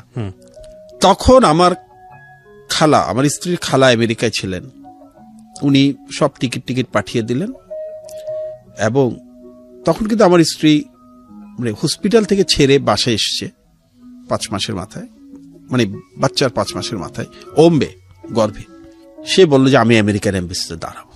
তা আমরা বললাম যে তুমি কিভাবে আমেরিকা, তুমি সিঙ্গাপুর যাও, ব্যাংকক যাও। ও বললো যে না, আমি কোথাও আস্থা পাচ্ছি না, কারণ আমাকে ব্যাংকক থেকেও বলা হলো যে আমরা শিওর না এটা হ্যান্ডেল করতে পারবো কিনা, কারণ ব্যাংককের hospital it was the first successful case. আমার স্ত্রী সাহস করে আমেরিকার এম্বাসিতে আসলো এবং এই জাতীয় কেসকে কিন্তু ভিসা দেন আপনি জানেন, কারণ এটা তো আমেরিকান গভর্নমেন্টের অনেক দায়িত্ব চলে আসে, রাইট, তার নাগরিকত্ব দিতে হয়, অনেক কিছু ব্যাপার আছে। আমরা মানুষ আসলে অনেক ভালো জানেন, যে আমার স্ত্রীকে কিন্তু ওরা ভিসাটা দিয়ে দিল সব জানার পরেও, যে সেই চিকিৎসা করতে যাচ্ছে তার বাচ্চা, এবং শুধু তাই না, তারা বাচ্চার জন্য প্রার্থনাও করলেন যে আমরা উই আর প্রেইং। তো আমার বাচ্চা শেষ পর্যন্ত আমেরিকাতেই হয় 2005 সালে। আমি তখন থাকতে পারিনি, কারণ আমার ছুটি পেতে দেরি হচ্ছিল, ছুটি না, ওই ছুটির পরে ভিসার জন্য যখন অ্যাপ্লাই করলাম, তখন ওই যে আপনার আমাদের যে 9/11 ঘটনা ঘটার কারণে একটু ভিসার করা করেছিল, ওই যে আপনার ক্লিয়ারেন্সটা আসতে হয়, সিকিউরিটি ক্লিয়ারেন্স আসতে দেরি হতে আমি আমার বাচ্চা হওয়ার 1 মাস পরে আমেরিকা গিয়ে পৌঁছাই। ফিরে আসার পরে আমি একদিন কি মনে করে অফিসে বসে অফিস আওয়ারের শেষে পুরো কাহিনীটা লিখতে লাগলাম। আমি কিন্তু আমি আমার স্ত্রী কিন্তু day to day diary maintain করতাম, বাচ্চাকে চিঠি লিখতাম, ও যখন গর্ভে ছিল। হ্যাঁ, বাচ্চাকে, আমার মেয়েকে পরে তো জানলাম মেয়ে হলো, ওকে চিঠি লিখতাম, তখন নাম জানতাম না, চিঠি লিখতাম, তখন বাবু ডেকে চিঠি লিখতাম, বাবু আজকে এটা হয়েছে, আজকে ডপলারে তোমার আওয়াজ শুনেছি, তোমাকে কখন দেখবো। প্রতিদিন আমিও চিঠি লিখতাম একটা ডায়েরিতে, আমার ওয়াইফও চিঠি লিখতো। ওগুলিকে কম্পাইল করে আমি অসম্ভব ইমোশনাল হয়ে ওর স্ট্রাগলটা লিখে ফেললাম, টোটাল স্ট্রাগলটা লিখে আমি কি মনে করে জানি এটা প্রথম আলোর আনিসুল হককে পাঠিয়ে দিলাম। ওনার সাথে কিন্তু আমার পরিচয় নাই, শুধু লেখালেখির পরিচয়, মানে লেখালেখি মানে আমার লেখা উনি চিনেন না, আমাকে তো তখনও লেখক হিসেবে কেউ চিনে না, কিন্তু ওনার লেখা তো সব সারা বাংলাদেশ চিনে। লিখে আমি ভুলে গেছি যে এটা তো আনিস ভাইকে, আর এটা পড়বেন নাকি, আনিসুল হকের এত সময় আছে নাকি। মজার ব্যাপার কি জানেন, 2 দিন পরে আমার ফোন আসলো, একটা ফোন এসে বললো আপনি কি বাদল সৈয়দ বলছেন? আমি বললাম হ্যাঁ আমি বাদল সৈয়দ বলছি। বললো আমি আনিসুল হক বলছি। আমি প্রথমে বুঝি না, বললাম আনিসুল হক মানে আমি প্রথম আলো থেকে আনিসুল হক বলছি। আমার তো তখন অবাক, আমি বললাম আনিস ভাই আপনি? বললেন আমি আপনার লেখাটা পড়েছি, আমাদের বন্ধুরা পড়েছেন, আমরা আপনি যদি অনুমতি দেন এই জাতীয় অনেক পেশেন্ট বাংলাদেশে আছে, এই স্ট্রাগলটা তাদেরকে শেয়ার করতে চাই। তারা যদি এটা পড়ে, অনেকে যাদের পক্ষে সম্ভব তারা যদি উপকৃত হন, বা ইভেন আমাদের দেশের চিকিৎসকরাও তো উপকৃত হবেন, কারণ ওখানে পদ্ধতিটা তো লেখা, অনেক কিছু লেখা আছে। এটা নিয়ে আমরা একটা ছুটির দিনে লিড স্টোরি করতে চাই। আমি আমার স্ত্রীকে বললাম, আমার স্ত্রী বললো আমার কোনো আপত্তি নেই, যদিও এটা ব্যক্তিগত ব্যাপার, কিন্তু আমার আপত্তি নেই, কারণ মানুষ উপকৃত হওয়াটাই হচ্ছে মুখ্য। এরপরে প্রথম আলো এটা নিয়ে একটা লিড স্টোরি করলো ছুটির দিনে, এবং ছুটির দিন প্রথম আলো যেহেতু খুব জনপ্রিয় পত্রিকা, আমার মনে হয় রোজাবেলের বয়স তখন সম্ভবত 7-8 মাস, সে বাংলাদেশের সবচেয়ে বড় সেলিব্রিটি শিশুতে পরিণত হলো। অজস্র, তখন তো ফোন, মোবাইল ফোন সবার হাতে হাতে ছিল না, তারপরে ফোন আসতো, অজস্র চিঠি পেতাম। এমন অবস্থা হল যে ফোন আসার কারণ আছে, প্রথম আলো পরের সপ্তাহে প্রথম পাতায় ছুটির দিন আমার নাম্বার ছাপিয়ে দিল, বললো যে ওনার নাম্বারটা দিয়ে দিলাম, কারণ ওদের সুইচ বোর্ড জ্যাম হয়ে যাচ্ছে। ওরা আমার নাম্বারটা ছাপিয়ে দিলেন, ওনারা বললেন যে এই হচ্ছে বাদল সৈয়দের নাম্বার, আপনারা ওনার সাথে যারা যোগাযোগ করতে চান যোগাযোগ করেন। এরপরে আনিস ভাই আমাকে বললেন যে বাদল এটা বই করে ফেলেন, কারণ বই করলে এটা দলিল হয়ে থাকবে, আরো ডিটেল লিখতে পারবেন, কারণ পত্রিকায় তো এত স্পেস দেওয়া সম্ভব না। পরে জন্মজয় নামে বইটা 2006 সালে বের হয়। আমাকে তখন কেউ চিনে না, সোশ্যাল মিডিয়া ছিল না, বিজ্ঞাপনের তো পয়সা থাকার প্রশ্নই উঠে না। সেই 2006 সালে বের হওয়া বইটা কিন্তু 3টা এডিশন বের হয়েছিল। এটা প্রথমে করেছিল চট্টগ্রামের একটা প্রকাশনা, মাস মিডিয়া। প্রকাশকও তো নয়, আমার বই কে বের করবে বলেন, নিজের পয়সা দিয়ে বের করেছি বই, তাও কে করবে। 3rd এডিশনটা করেছিল জ্যোতি প্রকাশ, ঢাকা, জন্মজয়। আপনারা চাইলে জন্মজয়। এই বছর এটা আবার বের হয়েছে, অনেক বছর পর, 13 বছর পরে। এটা অনেকদিন মার্কেট, আউট অফ মার্কেট ছিল, কিন্তু পরে লোকজন আমাকে বললো যে, আমার বন্ধুরা অনেকেই বললো যে এটা তো বের করা উচিত, এটা অনেকদিন নাই, এটা বের করে, এটা অনেকেই খুঁজে বা অনেকেই পড়তে চায়, বা এখন অনেকেরও এটা দরকার আছে। এই গত বছর এটা বের হলো, সমরেশ মজুমদার এসে এটার মোড়ক উন্মোচন করলেন। যাই হোক, এটা বইটা খুব ভালো একটা হিট করলো ইমোশনাল কারণে। মানুষের একে তো আগে প্রথম আলোর একটা ব্যাকআপ ছিল, ওটাই বই হয়েছে। 3য় সংস্করণ শেষ হয়ে যাওয়ার পরে আমি আমার এক শুভানুধ্যায়ীকে পড়তে দিলাম, উনি খুব পড়াশোনা জানা মানুষ, উনি বইটা পড়লেন, পড়ে উনি আমাকে একদিন ডাকলেন, ডেকে বললেন যে তোমার বইটা আমার ভালো লেগেছে, খুবই ইমোশনাল বই, তবে তোমাকে আমি একটু উপদেশ দেই। আমি বলি দেন। উনি বললেন যে তুমি কি লেখালেখিতে কন্টিনিউ করতে চাও? আমি বলি হ্যাঁ করতে চাই। উনি বললেন যে তুমি প্রচুর পড়ো, আমি জানি, ছোটবেলা থেকে আমাদের পড়ার অভ্যাস, বই পড়ার অভ্যাস, প্রচুর বই পড়ার অভ্যাস ছিল, ওটাই বাঁচিয়ে রেখেছে, আসলে সব জায়গায় উতরে যেতে সহায়তা করেছে। উনি বললেন তোমার পড়ার অভ্যাস আছে আমি জানি, কিন্তু তোমাকে আমি একটু উপদেশ দিই, তুমি যদি লেখক হতে চাও আজকে থেকে 10 বছর একটা শব্দ লিখবে না, শুধু পড়বে। তোমার এটা জনপ্রিয়তা পেয়েছে, কোনো সন্দেহ নাই, বইটা খুবই ভালো, মানুষকে প্রতিটা ক্লাইলে লাইনে কাঁদাবে, এটাও ঠিক, কিন্তু সত্যিকার সাহিত্য হয়নি। 10 বছর দরজা বন্ধ করে পড়ো। দরজা বন্ধ রূপ করতে বলেছেন আর কি। আমি কিন্তু এরপরে 10 বছর একটা শব্দ লিখি নাই। এই 10 বছর আমি শুধুমাত্র পড়েছি, আবার সারা বিশ্বের বই, শুধু বাংলা বই না। 10 বছর পরে এসে আমার দ্বিতীয় উপন্যাস জলের উৎস বের হয়। এরপরে তো তারপর তো লেখালেখির জগতে রেগুলার হয়ে গেলাম। যেহেতু আপনি ফেসবুকে আমাকে ফলো করেন বা দেখেন, আমরা বন্ধুত্ব আছে ফেসবুকের মাধ্যমে, আপনার তো ধারণা আছে যে আমার মোটামুটি বইয়ের পাঠক প্রিয়তা আছে। স্টিল আমি কিন্তু মনে করি যে আরো অনেক দূর যেতে হবে, পড়তে হবে, আরো অনেক পড়তে হবে। তো এখন লেখালেখিটাও একটা অনুষঙ্গ হয়ে গেছে। বই মেলায় বই আসে, বাচ্চারা পছন্দ, বাচ্চারা মানে আমার তো অনেক ছেলে মেয়ে, সবাই তো আমাকে বাবা ডাকে, ওরা কিনে আগ্রহ নিয়ে, ওদেরকে আমি মানাও করি যে তোমরা বই বেশি আমার কিনো না, কারণ পয়সা খরচ করার দরকার নেই, কিন্তু ইমোশনটাকেও সম্মান করতে হয়। সব মিলিয়ে আসলে ইটস এ ওয়ান্ডারফুল লাইফ। এই কথাটা আমি বলতে চাচ্ছিলাম যে ছবির মতো একটা জীবন কি নাই আপনার এই জীবনে। স্ট্রাগল আছে, আপস অ্যান্ড ডাউন আছে, কিন্তু যেই জিনিসটা আপনি আপনার পরিবারের কাছ থেকে পেয়েছিলেন, বাবার কাছ থেকে পেয়েছিলেন, অনেস্টি, এই সততা আপনাকে আজকে অনন্য একটা উচ্চতায় নিয়ে গেছে। আমরা মনুষ্য জীবনে সবাই কিন্তু স্যার কম বেশি বিভিন্ন রকমের সমস্যার মধ্যে থাকি, বিভিন্ন সবাই, কিন্তু আমরা আমাদের ওই যে মোরাল প্রিন্সিপাল যেগুলো আছে, ভ্যালুস যেগুলো আছে, সেগুলোতে দাগ কেটে যায়। আমাদের এই সমস্যাগুলো কোনো না কোনোভাবে আমাদেরকে বের করে নিয়ে আসে সেখান থেকে। কিন্তু আপনার এই গল্পটা শুনে আমার কাছে যেটা মনে হয় যে অন্যরকম একটা উৎসাহ পাবো। এবং আমি সাজেস্ট করব যে আমার এখানে যারা আসেন, বিশেষ করে আপনি জানেন শওকত এসেছিল কিছুদিন আগে, পুলিশের কনস্টেবল, ওয়ান্ডারফুল সোল, এবং দ্ব্যর্থহীন কণ্ঠে আপনার কথা বলেছে যে আপনার দ্বারা উনি কি পরিমাণ ইন্সপায়ার্ড। তো তখন আমি বলছিলাম যে না, আমি তো তাকে চিনি। তো এই যে মানুষগুলো যারা বিভিন্ন ভাবে, একটা কথা আছে না, মানে আপনি যেমন আপনার পুরো দুনিয়াটাই কিন্তু সেরকম হয়ে যাবে। তো সামো আপনি যখন আপনি বলছিলেন যে আপনার অফিসের বসদের কথা বা সারাউন্ডিং এর কথা, সেই মানুষগুলোকে কাছে পেয়েছেন যে মানুষগুলো হয়তো আপনার মতো বা আপনার মতো করেই ভাবতে শিখেছে। তো আমি আপনাকে ধন্যবাদ জানাই যে আপনি আমার ডাকে সাড়া দিয়েছেন। শুধু সাড়া দেননি, আপনি আপনার ব্যস্ত সময়ের কিছুটা সময় আজকে আপনি দিলেন। আপনারা হচ্ছেন সমাজের রিয়েল হিরো। যে কথাটা বলতে চাচ্ছিলাম যে এই 2 ঘন্টা বা 1 ঘন্টা সময় যদি খুব মনোযোগ দিয়ে এই গল্পটা আপনারা শোনেন, তাহলে জীবনের অর্থ খুঁজে পাওয়া যাবে। আমাদের জীবনে মেন্টরশিপ খুবই গুরুত্বপূর্ণ, খুবই গুরুত্বপূর্ণ। আজকে এখানে বাদল সৈয়দ স্যারের যে গল্পটা আমরা আজকে এখানে তুলে ধরলাম, তার জীবনের মেন্টরশিপ যদি আমরা বলি, 2 ঘন্টা অনুষ্ঠান শুনে আমরা যদি বুঝি, সেটা হচ্ছে তার বাবা। আমাদের প্রত্যেকেরই জীবনে এরকম কিছু মেন্টরশিপের প্রয়োজন আছে। তো আমি মনে করি এই গল্পটা আপনার লাইফে একটা মেন্টর হতে পারে। স্যার, শেষের দিকে চলে এসেছি। আপনার মূল্যবান যদি কিছু বলার থাকে, উপদেশ দেবার থাকে আপনার জীবনের অভিজ্ঞতা থেকে। হ্যাঁ, আমার জীবনের অভিজ্ঞতা থেকে আমি একটা কথা প্রথমে আমি বলি, আমার দীর্ঘ সাক্ষাৎকার শুনে যারা শ্রোতা আছেন, দর্শক আছেন, তাদের মনে হতে পারে যে ওনার মতো মানুষ হয় না, কিন্তু আমারও অনেক ভুল আছে, আমারও অনেক দোষ আছে, যেগুলো হয়তো আলোচনায় আসেনি। তাই আমাকে অনেক কম্প্রোমাইজ হয়তো আমারও আছে।